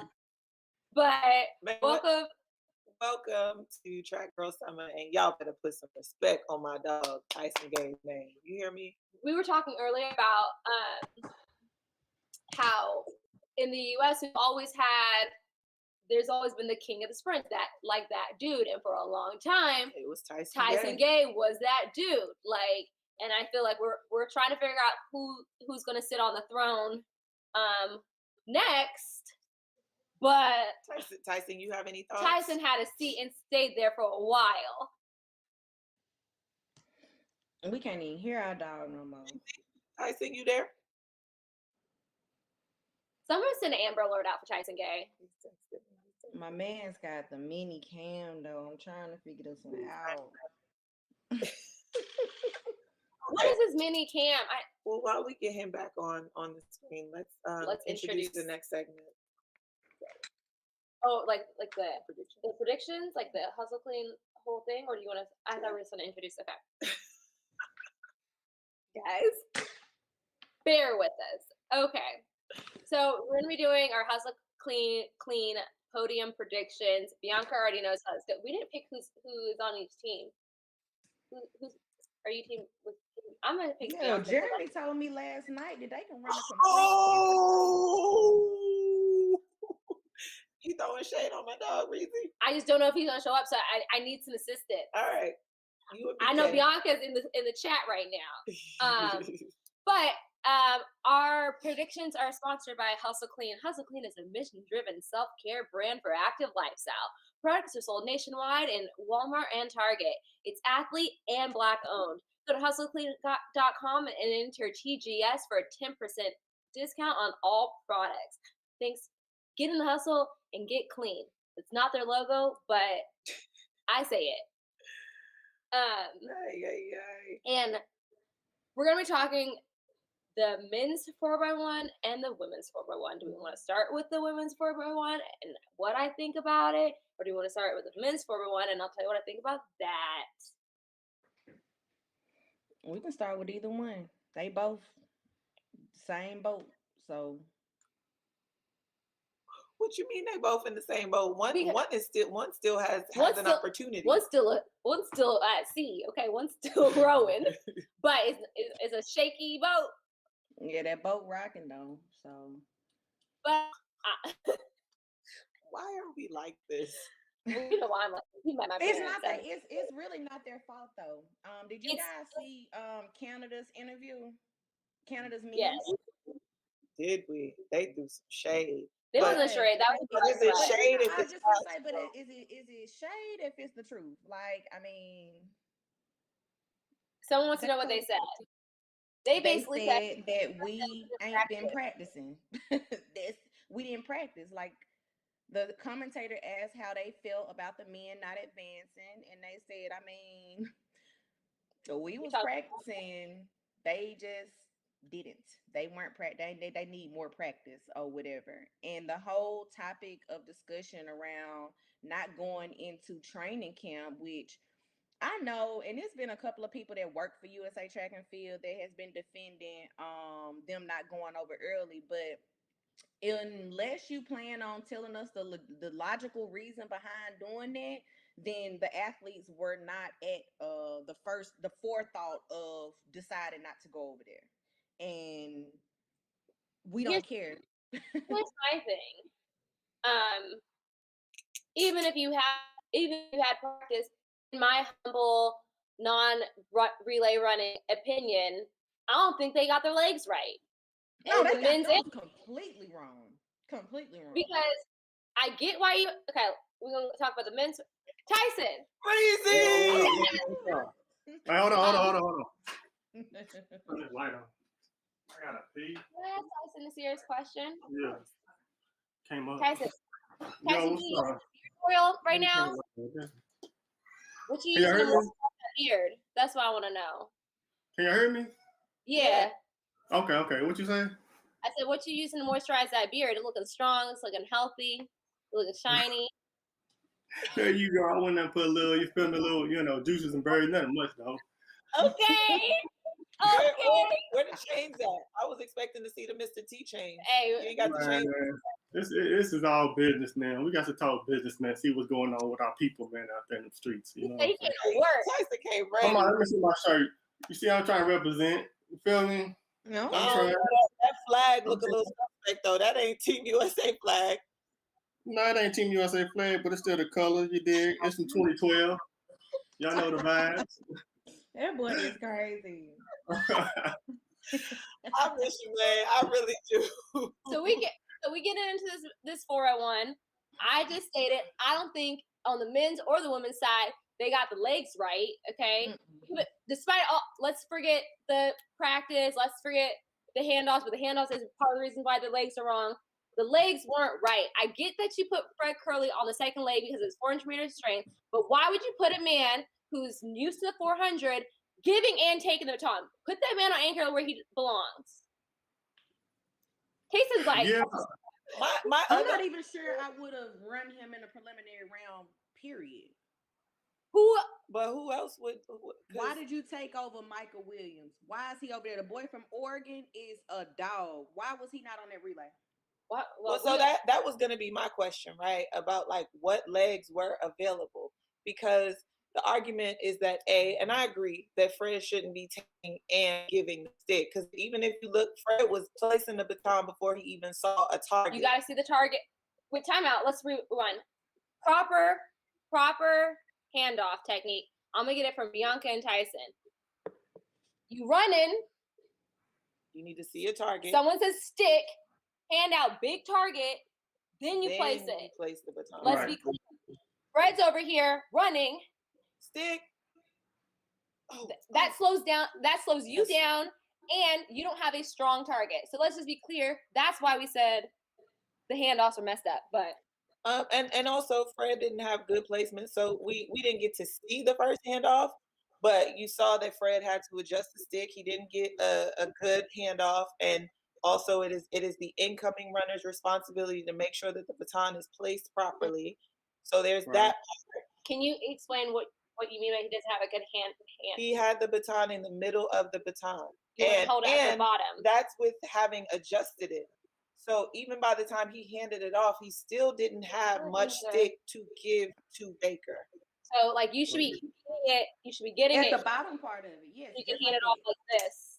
Right. You got it here in the middle, so there's no place for you to hand off to the next person. Exactly. We should have got a baton. We should have had a baton. But the point that I want to make is that, or the question that I had, which I guess Bianca kind of answered, because my thing is, although I agree that Fred should have been anchor leg as opposed to second leg for the situation that we just described, I don't know that switching the 4 legs that ran would have made the difference in making the final. And I say that switching the order. And I say that because the anchor leg, despite having the stick problems, they ran away. And on this level, we can't hide. And well, that's because we had it wrong from the beginning. We had it wrong from the beginning. Go ahead. Break it down. It's the relay coach's responsibility to look at their personnel and decide. You never want to, every athlete, if you ask them to run, they're going to say yes, and they're going to do it because they want to be out there on the track. It's your responsibility as a relay coach to say, hey, man, I really, really want to put you out there, but I'm going to have to go with somebody else just because I want to do what's in the best interest of the team. I love Trayvon, but everybody with eyes can see that's not the same Trayvon that came. The same one we've been seeing all year is not the same one that ended up in Tokyo. And it could be for anything. His Achilles could be bothering him. Mentally, something could be bothering him. He's had a lot of injuries. Yes, and they happened at major championships. It could be a mental block at the major championships because he's always gotten hurt when he got there. It could be so many things, but whatever it is, he is not giving what he was all year. So you make a conscious decision as a coach, and you go forget that he runs 9.7. He's amazing out of the blocks. That's not who you have out there right now. Call up Michael Williams, or when you see this in 100 rounds, you had like 5 days to say, hey man, we got to come up with something else because we got to figure out who we're gonna put on that first leg. Ronnie Baker, why do you have him on third leg at all? He needs to be second leg. Why are you putting Ronnie Baker on third leg? Who told y'all to do that? Why like it's and the frustration, this is how I know that they felt the same way, is because they were all very upset. They couldn't even finish their interview. One athlete walked off. Like, should be. And I want to be clear that what we're saying here is no disrespect to the men that were here. Yeah, it's the coaches. So trust me, it's the relay coach. Bad strategy, bad coaching. So basically, Natasha's saying it's just the U.S. relay coaches. Tyson, I want to hear your thoughts on it, because we just kind of and look, I got all into it, and I'm not even a 4x1 specialist, but I know them batons. I know them. I'm taking the baton. I know how to give and take, and I know that wasn't right. So, to be honest with you, I've been on one good relay team, and the rest of them been horrible for me. I've had some bad luck. Bianca is the expert, I think, in the 4x1. But I personally believe you need leadership when it comes out there. The time that I did, the time that we did win, I think I had some leadership. When I gave the stick to Leroy, he was nervous. He wasn't. Shout out to the He game. he was just nervous. You understand what I'm saying? The prelims didn't go well, so when finals came, it was more like I just had to tell him, man, I'm going to get you the stick. Just go. And I calmed him down. You know what I'm saying? And So I gotta stop you right there. I'm sorry, because I just want to point out that Leroy Dixon, although a Gamecock, this no disrespect, he was not a top sprinter. But what you're saying is, as a leader, you elevated him enough to believe and go out and get the job. Because at the time we had I want to say we had 2 or 3 sprinters go down.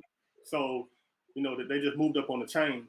So whoever's going to be the leader for the U.S., and I'm not talking about coaches because I believe coaches are one thing, but whoever's going to be the leader of the U.S., the men's 4x1, it's always a big dog. No matter out of all those guys, it's always a big dog. If Fred has came down from the 400 and has took over the 100, as we see him right now, right? These are just facts.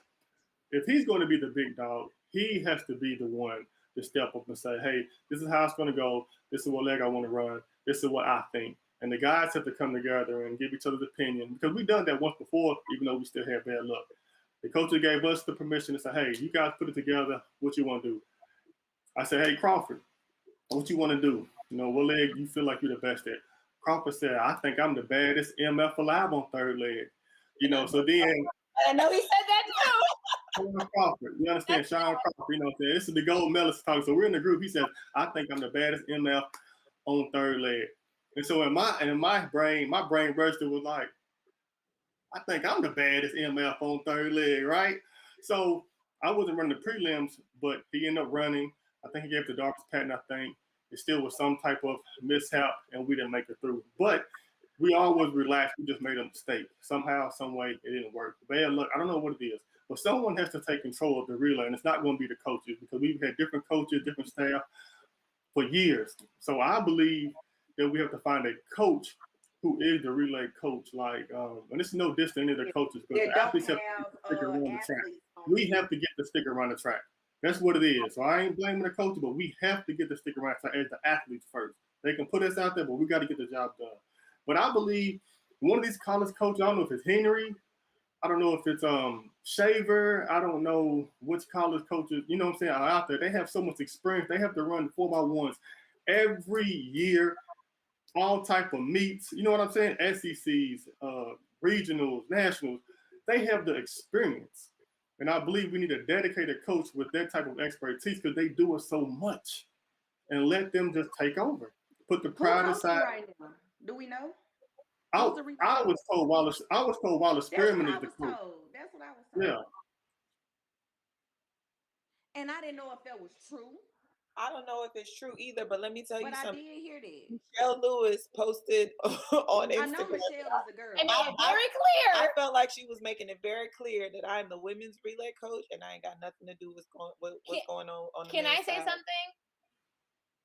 And it might be controversial. I really feel like looking at the legs that we had and the 100 boys weren't giving what they supposed to get. Y'all should have gone digging up in the 200. And I know Tasha said they just ran the 200 and they might have been tired. But Andre, posted, DeGrasse got his little butt up, ran all the rounds of the 100, got his butt on the podium of the 100, got his butt on the podium of the 200, and real championship runners are ready to run another round for the 4x1. But I also think that it rests in also what was said earlier about Team USA counting medals before actually going out there. I think we rested in we're gonna make the final. Canada didn't have the legs to choose from. We always say our blessing and our curse is that we have we could put anybody out there, and I think that's what we did. Well, right. Put anybody that is out not there working no more. Instead of calling we get to walk on, down by right, Japan. Instead of calling on to who we Japan, needed to call on, whether you tired or not. Because I'm taking a tired Noah Lyles. Because I know Noah Lyles gonna get me. I believe that's when leadership comes into place. You understand what I'm saying? Yeah. Like I understand coaches get credit for putting the team together, but that's when leadership Whether it's Noah is the next great American sprinter. He has to say, "Hey, I'm going to run." But I know it's sometimes tough for people to come down off that mental high, of winning or getting third or second, and you're with family and you're excited, you're tired. But you have to find leadership, whether it's Noah, Fred, Ronnie, or Trayvon, whoever it is, someone has to be a leader. And you already knowing they don't want to put night on the last successful relay team I had was I think it was Bahamas Relay. It was myself and Gatlin. I want to say Mike and Ryan Bailey, I think. And we were talking about, we had relay practice and all that stuff. But when it boiled down to it, we all had to discuss, I think it was Gatlin, he just took leadership. You understand what I'm saying? He took leadership. Now his I think it was his what was it?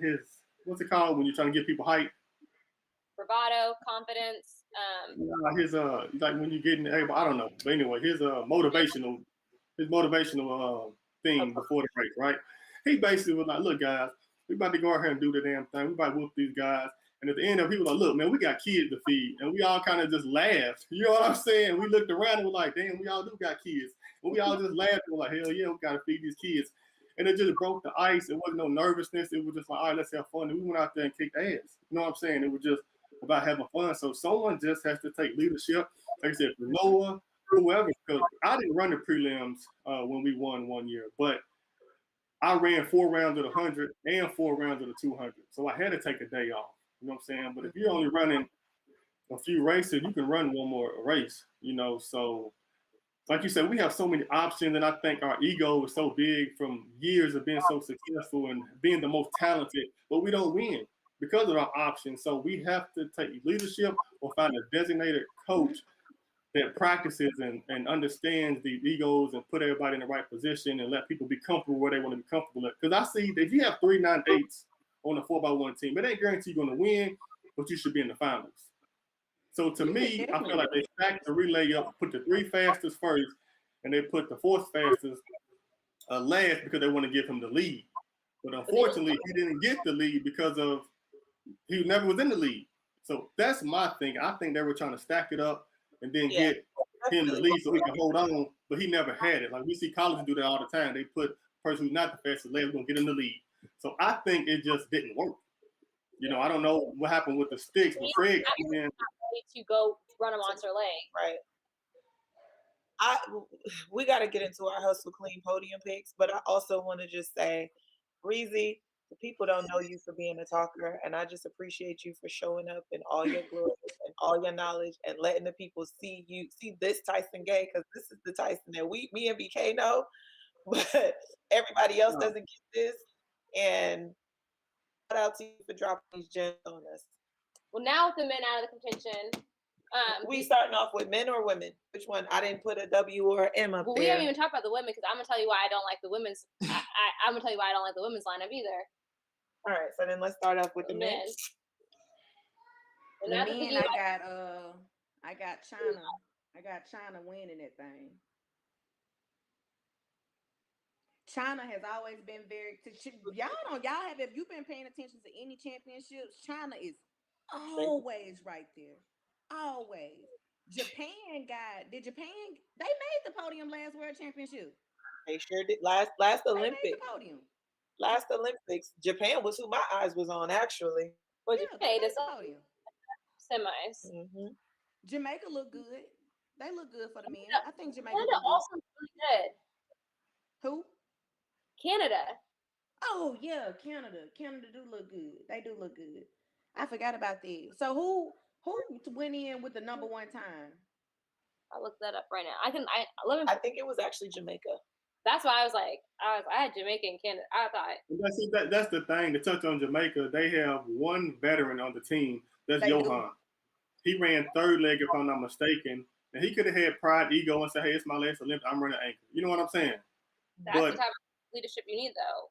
Yeah, but he obviously got his team together and they got through. They made it to the final. You got to make it to the fight. Exactly. There's no reason why Michael Rogers should not be in Tokyo right now. I don't care what's going on. Michael Rogers should be in Tokyo. Because But I don't think he made the. I don't think he made the finals. it Or did don't he? matter. Our federation needs to come up with a different system and be able to. How you gonna have leadership over there is if you, oh well, we're just going by the book. If Johan didn't make their final in their 100 and 200, he would still be in Tokyo. They were still gonna take it. Okay. Oh yeah, we definitely have different rules and. We just have a different approach. As oh well, we gotta take these people and they gotta take these. You taking a whole bunch of people over there who ain't never ran with each other before. How you gonna gain leadership and confidence and chemistry and something that they trying to figure it out on the fly? Then on top of all of that, you skip training camp. Okay. They could have been getting to know each other. I'm just saying, I'm gonna give the lane I assignments. will sit and have this conversation all day. Yeah, I don't care about the lineup of the show. In lane 2, we've got Ghana. They are in 38.08. Lane 3, Germany, 38.02. Lane 4, Canada, 37.64. Lane 5, Jamaica, 36.84. I'm like, I don't know why we're talking about China when Jamaica ran 36. Great Britain ran 36. They're in lane 6. Lane 7 is China, 37.79. 8 is Italy, 37.95. And 9 is Japan, 37.43. Whoa. Bianca, but I ain't putting China can make the podium, but I don't think they outdo them. They probably won't win it. But one thing about it, if anybody make a mishap on them pass out on them handoffs, China is gonna be at the top. So, but given what you just said, I think Jamaica can hold on because they do have Johan Blake on their team. And I think he is going to give them the confidence because their other kid, I think they have I think the last leg, one of those legs on there are really, really young. Like they just got out of high school. I remember he was at Penn Relays last year. So yeah, they did. They had a young leg. Yeah, I think he ran. That's a very young kid. But I also think Canada's getting on the podium purely for the DeGrasse factor. Purely for the DeGrasse factor. Like, no. I'm like, at this point, let me make a public announcement. Andre, I am sorry. Because we keep putting your name somewhere and then disrespecting by not actually putting you on the podium. I'm putting your team on because you've been doing wrong. They weren't gonna get on the podium. Those times that you read were the season's best. Those times were not for this race. Jamaica had the fastest time, 37.82. Then China, 37.92. Oh, this is what I'm saying. Misinformation. Misinformation. Read the PBs, not the season best. My bad. Also, Charmaine, to your point about Jamaica leaving McLeod home, they left McLeod home because third place was Parchment. So the place that they can change is the third place. They weren't gonna leave Parchment home. I made a mistake. Calm down. No, misinformation. That's what it is. See, then Honest I would have picked Jamaica, and she would have been like, "Oh well, oh my bad." Tasha did that to me last week. Well, Canada, not last week, 2 days ago. 37.92. Jamaica 37.82.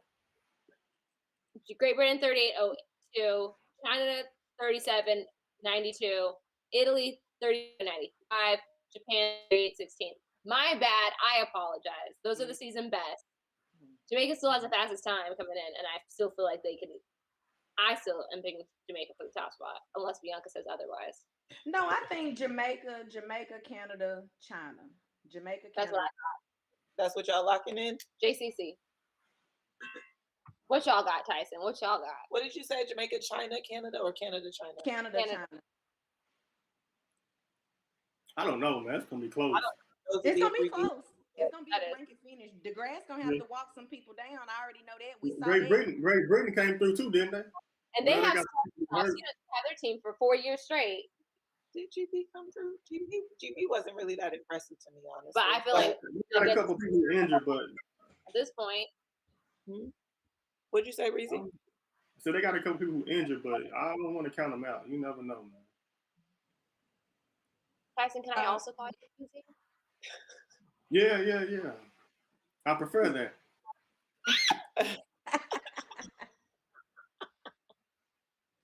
Okay. What y'all got? Man, you the team leader. You came in here talking about team leaders. I'm taking your lead, so call it. I don't know, man, because I'm still confused. Listen, I did not know we dropped our way back to 6th place either, so I'm definitely confused. We've No. never made a final, so And at first, I had to relook. I was like, oh, we didn't make the final, and I was like, did we drop it? And then I was like, oh, we just didn't make the final. I think that's probably the first time we've ever actually finished a race and didn't make it to the finals. Yeah, the time Any wasn't other fair. time, running out of the They zone, definitely should have made the finals, but it just I don't know, because nobody really. I don't know how you have 3 9/8s. I know they don't always mean the best, but hell, Jamaica had all those 9/6s and 9/7s on their team, and our sticks not moving. And they didn't have good sticks either. They just got it around. 10-5. All right, but we got to do our prediction. We still in shock. Team USA is not there. I got Win dated on the as anchor leg. No shade, no tea. I got who I got? I got Canada, Great Britain, and Jamaica. Okay, I like that. That don't look bad. I just don't think China gonna let they got that 9-8 boy on there, and I think they got another sub-10 on China. They got 2 sub-10s along with their pristine handoffs. So I'm locking this in because we don't have time to. Yeah, we can lock that in. I'm confident on that. Breezy, get to Breezy. Yo, we locked in.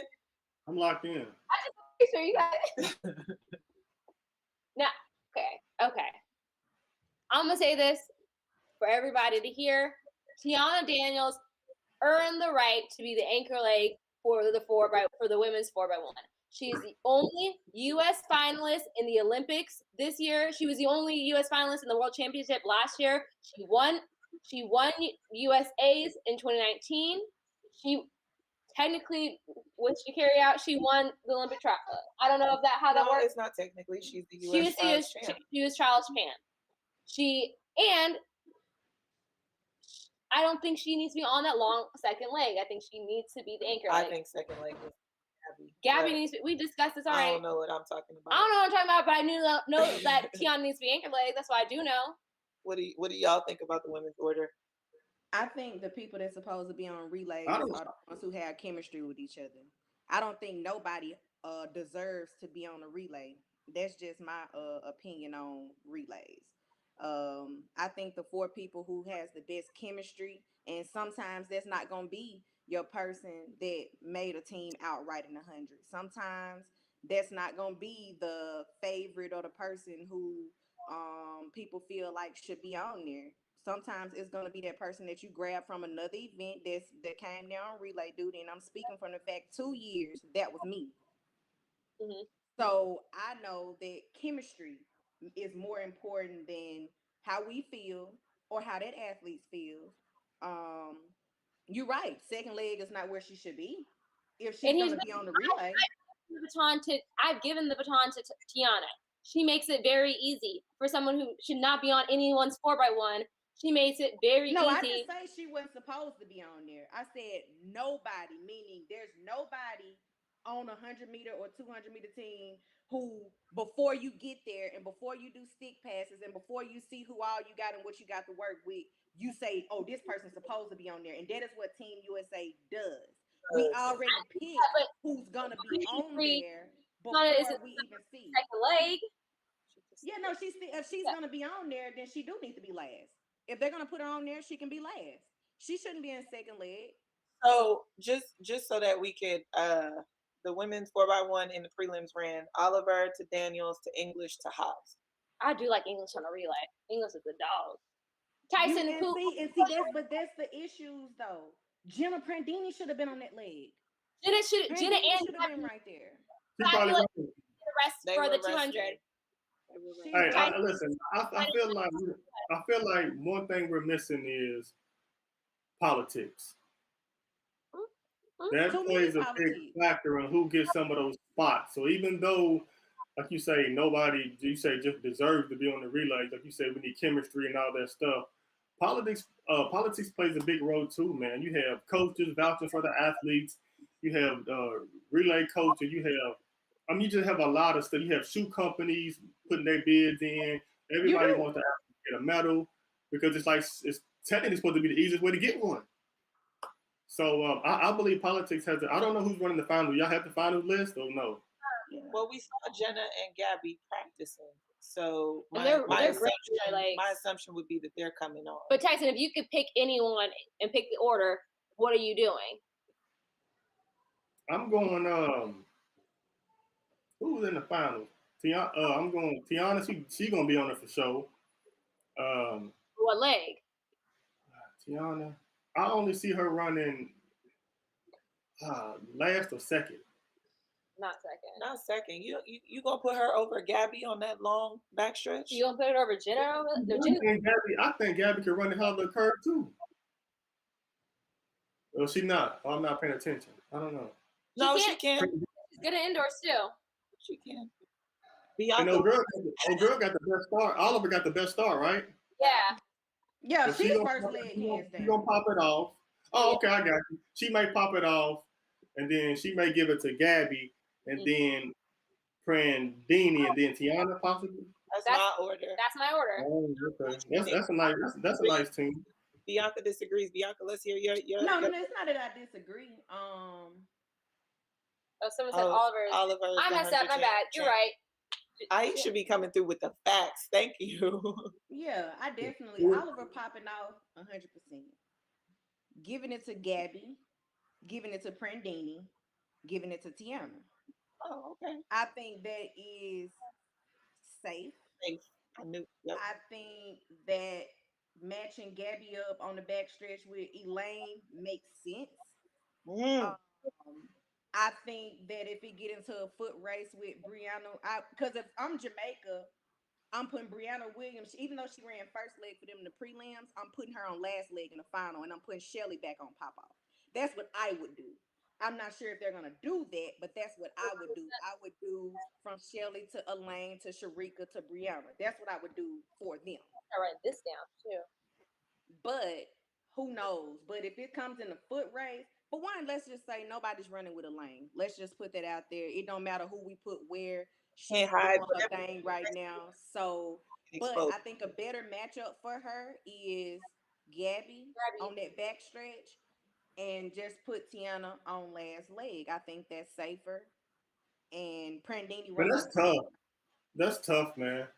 Especially when you got. I mean, because you say if you look at somebody and they're not this. I mean, I think you said this, Bianca. Tell me if I got this right.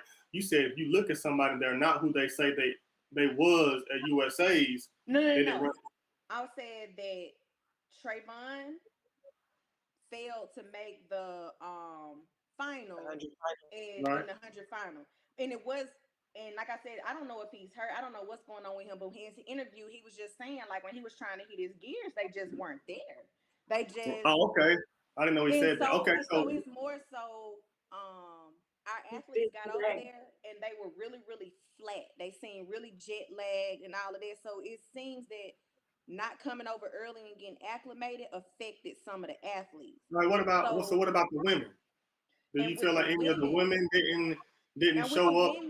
With the women, they did look a little flat. A lot of them look flat. Jenna looked very flat. Jenna Prandini looked flat. If she's on the relay, I know she's not hurt. So this is barring nobody's running hurt because we know that athletes will get out there and run hurt just because they want to be out there. But assuming none of them are actually hurt, they look more flat than anything. Like they just don't have their gears that they had at USA. Okay. I would argue you take Jenna off that third leg and put in English or Aaliyah.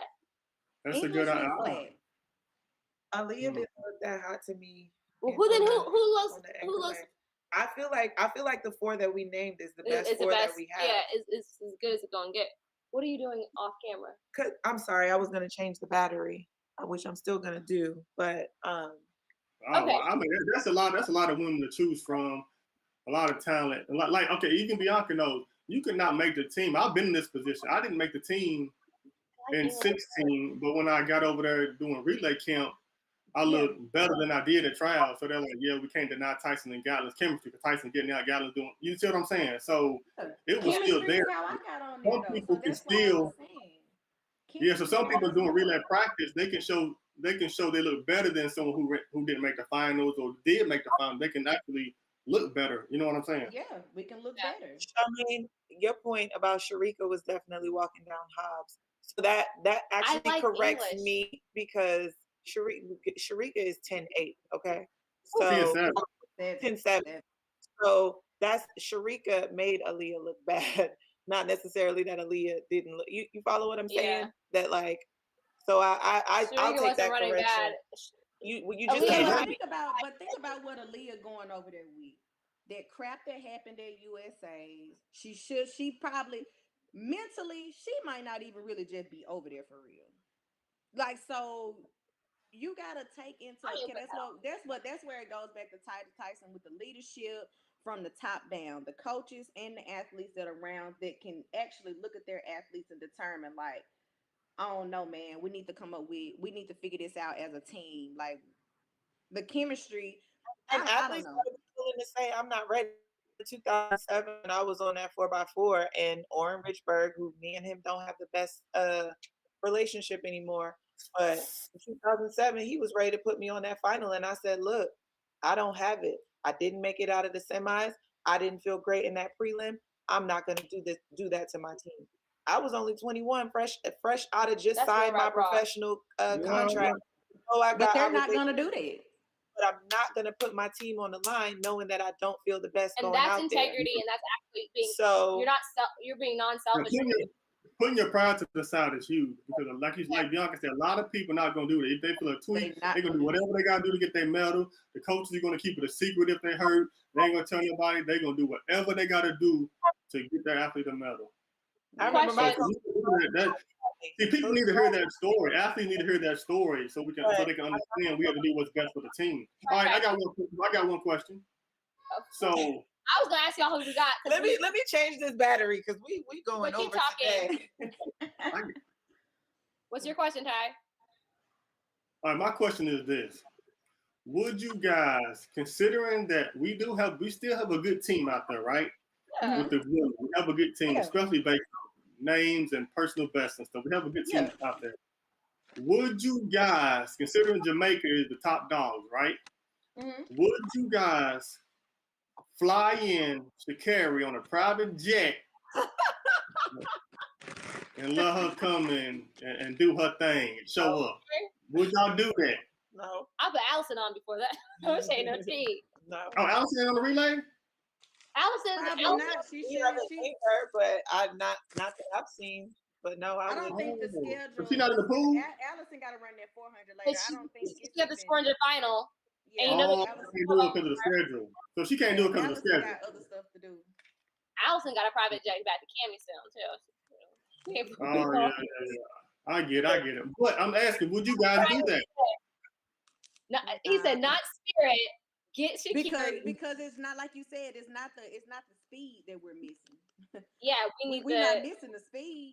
Yeah, if she was over there, she'd just be over there in the same predicament that we in. She'll still have to end up walking somebody down.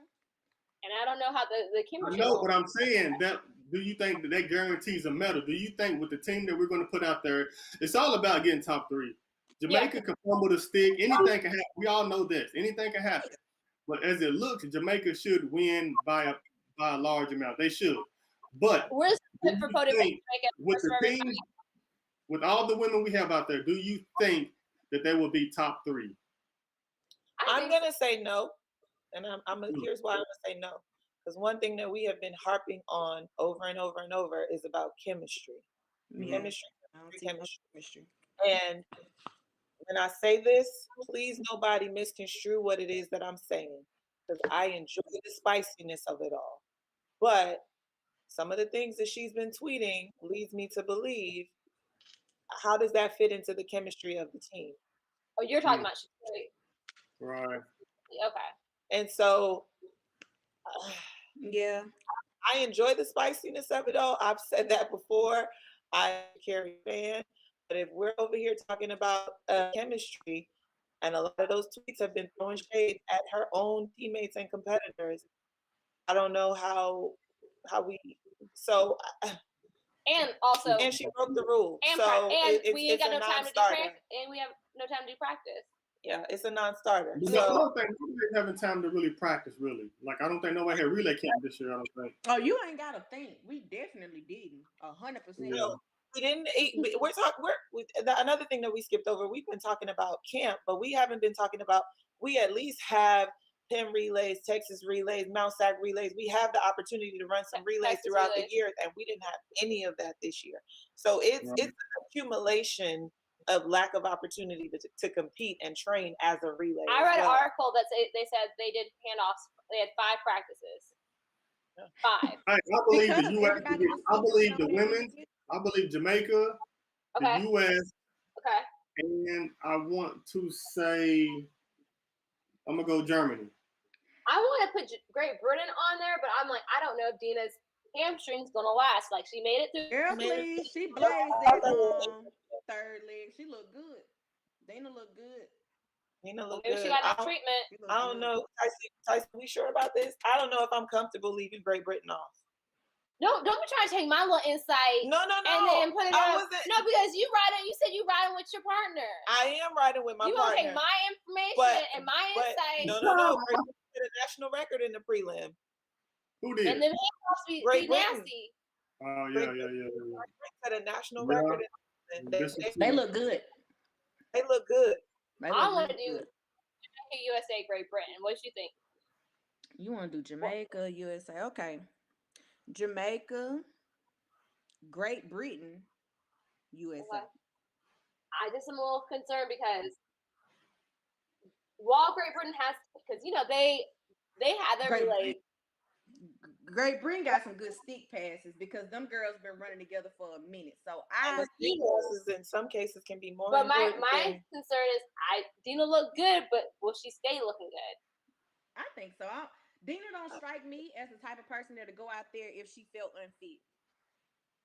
Well, she didn't. She scratched out of the 200. Exactly. She scratched out of it because she didn't. She nice and fresh. Who scratched out? Dina. Her hamstring was bothering her. She probably done that. She probably done that for relay contention. Period. Because the fact that they came out and broke their national record. They've been working. Okay. I'll put them in third then. But Germany, them and Germany. So that wasn't bad. That put wasn't an bad pick. I hate us so much. We can't ever make good decisions. The Swiss look good too. One of they girls is sub 10. They got 2 sub 10. Sub 11. And that other girl. Oh yeah. The Swiss got a good team. They got a really good team. I'm gonna put our asterisk for the Swiss then. Y'all get to have Germany as 4th. We get Swiss as 4th. Yeah. It's Great Britain. I'm locking this in though because we got 12 minutes to do it. Tyson's just come back is what I decided. Yeah, because Tyson. I'm an executive. I'm gonna be leadership on this couch. Like Bianca, Tyson has a wealth of things that we can and need to talk about. So we're gonna talk to you for a little bit, but we're gonna definitely bring you back. All right, sounds good. Okay, we locked in for a Hustle Clean podium pick for the women's 4x1. And the men's 4x1. And the men's 4x1. We're gonna be posting it on Twitter so you can do a little poll. People watching, you can vote whether you team Tyson, team Bianca. I ain't taking credit for nothing right now because I don't even know what's going on. And now we're gonna Bianca, thank you so much for coming today again. Thank you for dropping the gem. Insight. 2 days out of the week for you. I'm gonna be back on Twitter with you watching these races. Also, I would like to apologize to Natasha. That's why I took you as my teammate because I would never throw you on the bus like Tasha did on Twitter. Yeah, about what, the grass? Listen. I ain't throw you under the bus. I just wanted to say that I was being a team player, but No, I'm but I going was rogue. player with Right. you And for then the process Delilah when was I like, oh, said shoot. You know what? You stole from Nia Ali. Sydney will win, and you like, no, I want to put Delilah, and I'm like, all right, well, let's just go ahead and put Right. I Delilah let with my you. bias get in the way of that one. You right. I'm just saying that she don't want no smoke from Nia Ali, and she was like, before I see Nia in these streets, let me just tweet out that I'm Team DeGrasse. That's what I feel like was That's happening, what you feel and like. she threw me on the bus to do that. All right. I'm No, gonna let that's you. fine because I definitely said he would break up the sweep, so I didn't have him We just had not all the there. motive to know where. Yeah, I had him up there. I just didn't. I wanted us to sweep that thing. So I mean, we swept. He just No, that's not a swept sweep. us a little bit back. yeah, it was kind of a sweep, kind of. Okay, Bianca, thank you so much for coming. Make sure you follow Bianca Knight. What's your handle on Twitter and Instagram? You know, it's Miss Bianca AK. I think most of the people here probably already know that though. It looked like the same. Y'all don't have to go on. You know it. Thank you for coming, Bianca. And now we're gonna get into Tyson. I have a couple questions for you. Let me pull up my questions. I know my first one is we were kind of talking about how you laid back, Mr. Cool, mellow dude, and you see I feel like that's a little different from the personality we usually see with 100 guys. We usually see, you know, a little bit more boisterous, a little bit louder, you know, doing a lot of they all got they're all signature little move at the line. And Tyson just, I'm ready to get this money. Like, I'm ready to go to work. What is your mentality going to the line? Just that. You just said it. Sorry. Go ahead, Tyson. Yeah, that's it, man. I just be focused and trying to win. You know, I truly believe like the difference between me and guys now, I feel like times have just changed. So I feel like a lot of athletes are more what's the word you're looking for? Outgoing and all these things because they have to show their personality now because of social media. So some of those guys probably really want to be cool and calm, collected, but they have to do things now to try to get sponsors and everything like that, and you know, stuff like that. But for me, I'd rather just be focused on what I got to do. I don't have time to be thinking about a pre-dance before I'm getting in the blocks or anything like that. I have to be focused and just and worry about getting around the track and you know just running. Like, I don't want to think about nothing else after the race. I feel you completely. I felt that in my soul. I ain't got time to be worried about a pre-race dance. So I guess my question is, do you feel like nowadays there's more emphasis on personality than talent? Yeah. I mean, the talent is still there. Don't get me wrong. This is one of the best Olympics ever, considering we have no fans. People are getting sick. It's possibly dangerous. People are still showing up and doing things while getting virtual support. So I believe the talent is still there, but I believe nowadays the kids, they want to run fast, but they want to go viral. So you know what I'm saying? They want to win, but I want to go viral. Even if I don't win, I want to go viral. You know what I'm saying? So I see him, like, preparing for that moment, like bringing out. I already wrote on the back of my bib number, which means you have to constantly be like, I'm gonna put a permanent marker in my bag when they give me a bib number while I'm putting my uniform on. I'm writing, "Hey mom," which I'm like, sorry mom, I'm not thinking about you in the hipping tent. Like I'm just like, I gotta go get it. Yeah, everything. We're back in the hotel room because we have our bib numbers. But you know they have to put the little digital thing on it. And or they've already written something on the shoe, which is, you know, or they're bringing a hat or whatever. They give you there. Right. Yeah. So I feel like you still either way, like you're bringing some, you know, it's prepared a lot of times. I got another question for you because I feel like you technically are so. How do you run the perfect 100?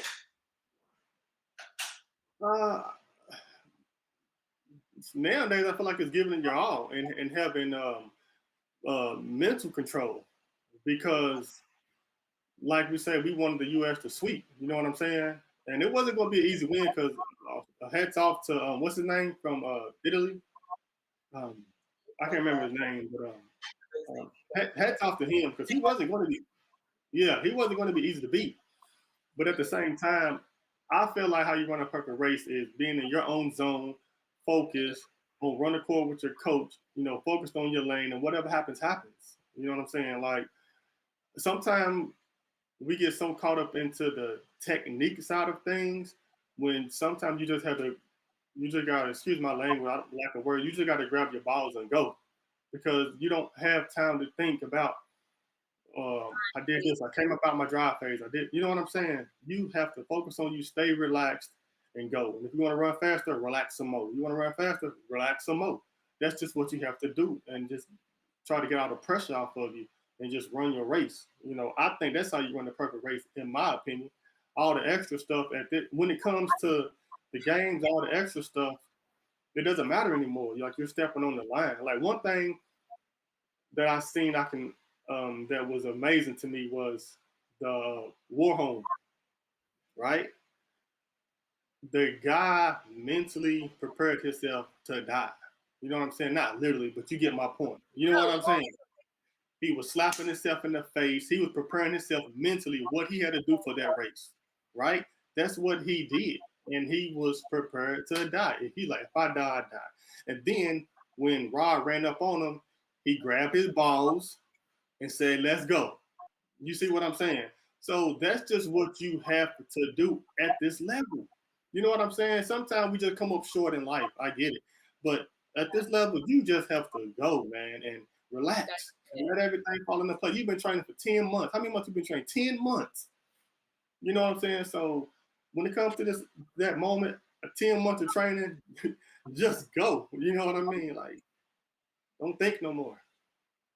I always tell the story how me and Coach Lawman got in a fight before World Championships because this girl's coach wouldn't let me use the blocks.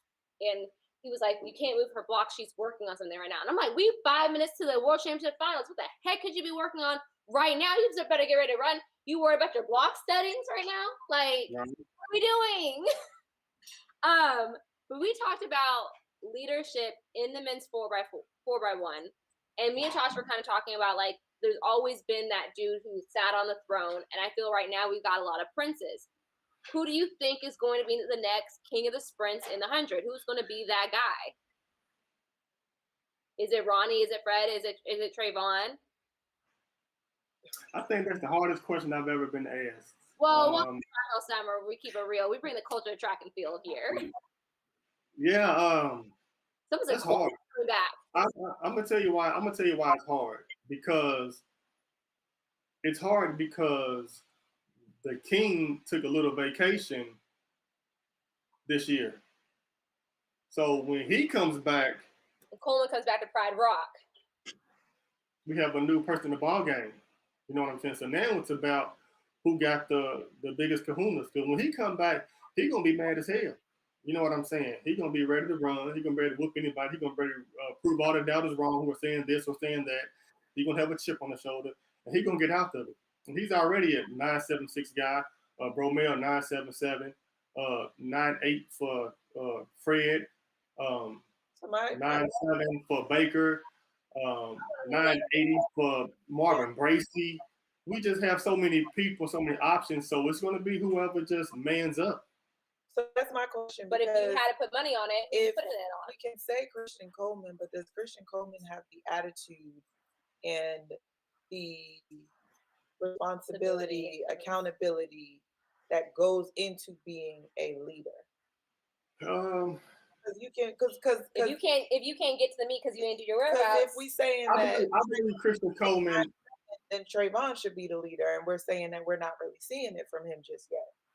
I believe Christian Coleman is going. He's going to have to learn some of those things that you just talked about, and I think he will, because track and field is a very forgiving sport. If you take ownership to mistakes, it's very forgiving. You know what I'm saying? We can name a lot of people who've had a lot of mishaps in the sport. Mistakes. It's very forgiving. You know what I mean? Just like Shakari, she said she made a decision to do what she done. She takes responsibility for it, and the world forgave her. You know what I mean? So I think he will be forgiven when he came back. And once he runs fast, it seems like people kind of forget about other things. As long as you take accountability for your mistakes. But honestly, I'm gonna be honest. I'm gonna be 100% honest. It hurt me not seeing Baker get a medal. I'm close to Baker. That hurt. That's family. So I really feel like he has the tools. Damn, it's a lot of guys. I think he has the tools to be the next guy. He had the attitude. He had everything. It just wasn't his day. Trayvon has it too. He was so successful this year. I don't know what happened. You know, I haven't spoken with him. I don't know what happened. I guess it just wasn't his day. A lot of people are assuming he was hurt. But here's where I disagree with you. Like, if you gonna be the king, Tyson, you gonna say it wasn't my day, you gonna beat your day. You say what? In the 100, I feel like when I think about the greats from Carl Lewis to Right. you, Gatlin, you're absolutely right. There is a energy and a confidence to say it may not be my day, but I'm making it my day. Oh, you yeah, don't absolutely. and I feel like I feel like I'm looking for that from because that's right. I'm gonna be real right now with the confidence thing because I believe Baker has had some injuries he had to overcome and things like that. But with the confidence thing, the person who has that right now is Fred.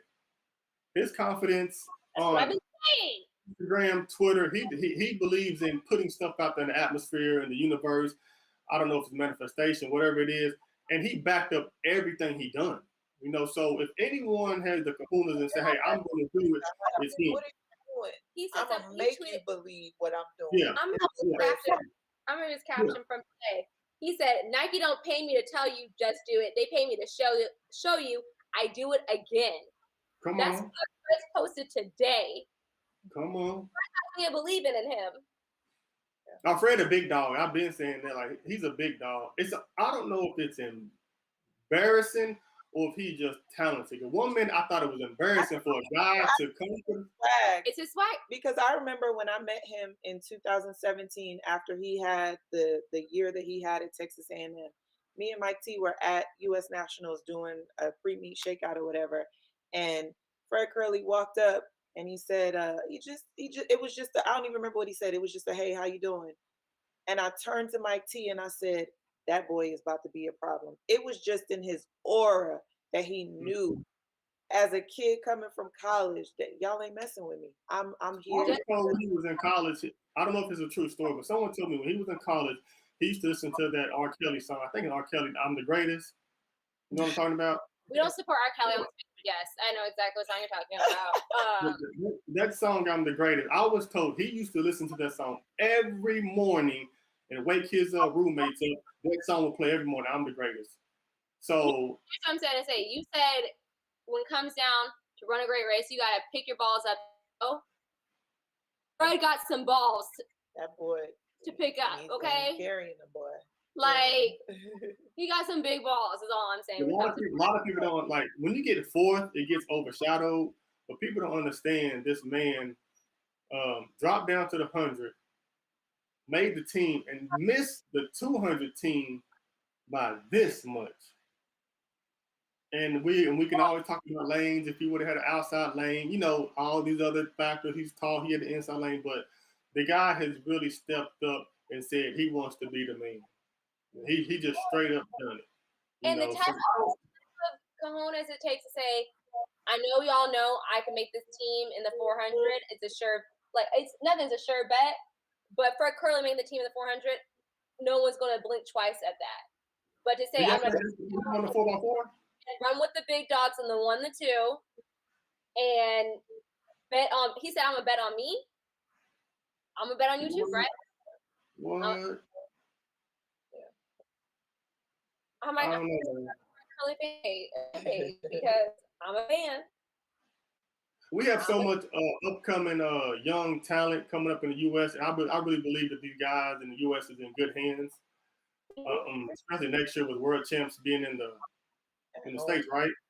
I believe these guys are going to step up. They're going to show off for the hometown. I'm pretty sure there's going to be a crowd in the stands. It's going to be crazy. I believe one of those guys, either Fred, who else we got? We got Fred, Baker, Ronnie, Trayvon.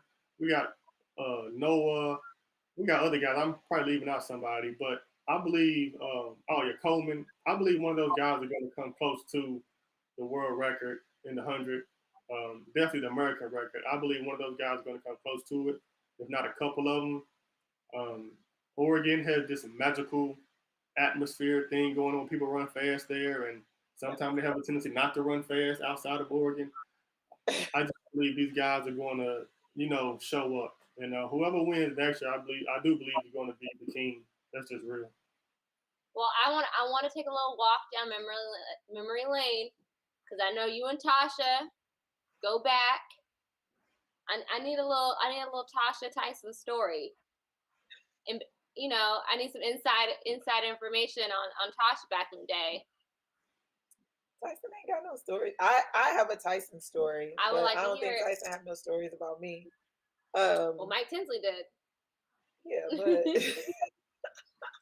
which is funny enough. I was training with Tyson when that story happened. So I guess what we would call my rookie year. Oh, there we are at the closing ceremonies in 16.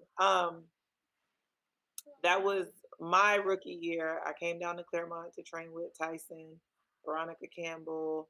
Who else was in the group at the time? Derek. What was Derek's last name? Derek Williams, Aaron Armstrong. Dick was there. A couple other people. So again, this is the person that like everybody doesn't get to see. Everybody sees the businessman on the truck, right? So I moved down to Claremont. I was fresh, fresh out of college, got a little money in my pocket, and first of all, everybody in the group took me under their wings. Like it was the names that I just named. Like by the time I went there, they were Tyson Gay, Veronica Campbell. Like they were those people. So I went to buy my first car, and long story short, I only got the car because Tyson came with me because I had no credit. I had a little money in my pocket, but I had no credit. And the dealer was like, yeah, so you didn't really get approved, but Tyson is here with you, so we're gonna let you drive off this lot. Also,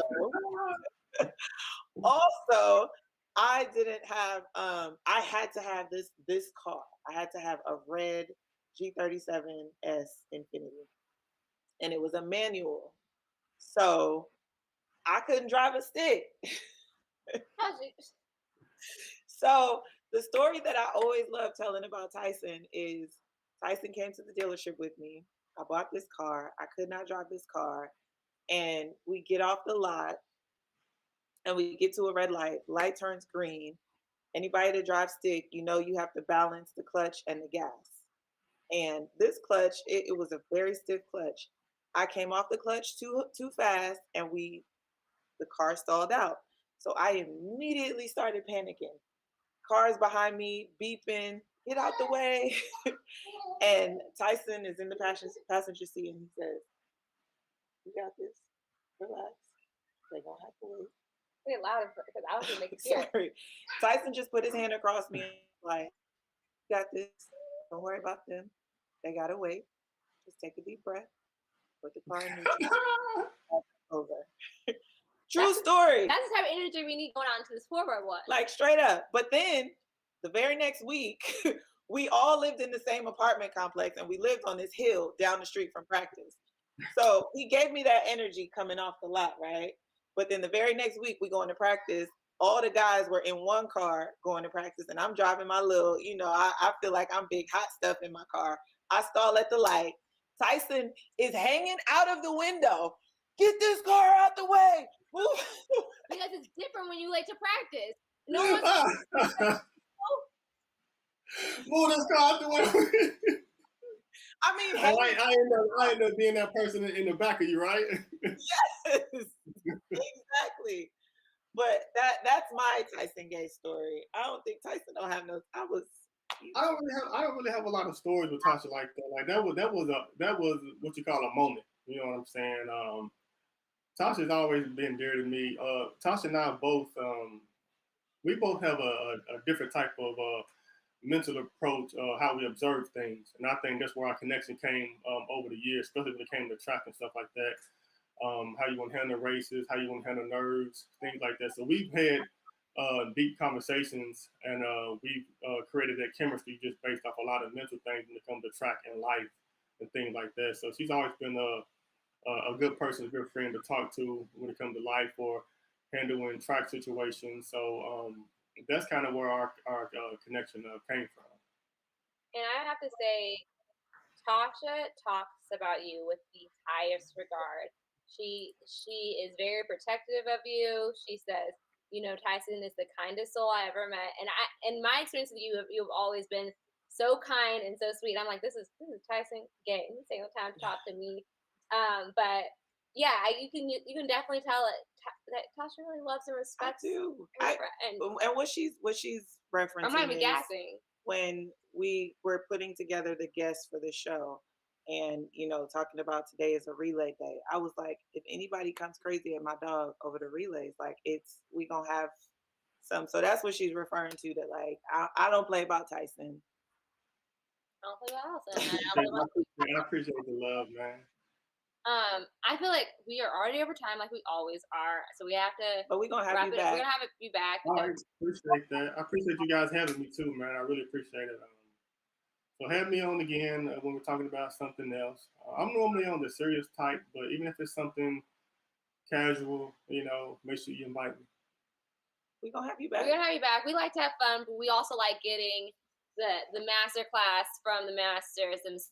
So thank you guys for joining us today. Be sure to follow us everywhere: Twitter, IG, Facebook, Instagram, all the things.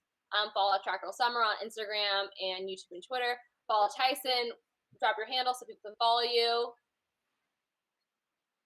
Tyson L. Gay on Twitter, on Instagram. And is there any way people can support you, send you money, purchase something of yours? Nah, not yet. I'm kind of in between stages right now where I still train. I still love it. Injuries be catching up to me and stuff just with age and so forth. But I think I'm a dabble into coaching or whatever. So if someone wants to reach out, right now I just give out advice. Someone will work. I just give out advice right now, but I'm definitely dabbling. I just need the confidence and need some support to make that jump. We're gonna get on the phone and talk to you about this because you Tyson Gay to be paying for that advice. And support. Well, if you can't purchase any merch of Tyson's right now, but you can still send a Black woman some money today. Don't forget to do that. Tomorrow morning before the show, if you just want to spend like 4 straight hours with us, we'll be doing a watch party at 8:15 Eastern. Yes. We'll be watching the men's 4x1, and you'll get our live reaction. We're having a watch, and then again on Saturday we'll same thing, same time, with World Athletics doing a watch party for the men and women's 4x4. So be sure to come back here to do our show, same place, same time. And you can see if Tyson and Natasha's or me and Bianca's predictions were right. And remember, no matter what time of year it is, it's always a Track Girl Summer, baby. So thank you guys for having us. I'm getting off because I have to go to the bathroom. Oh my gosh. Bye, guys. Bye, Tyson. All right, peace.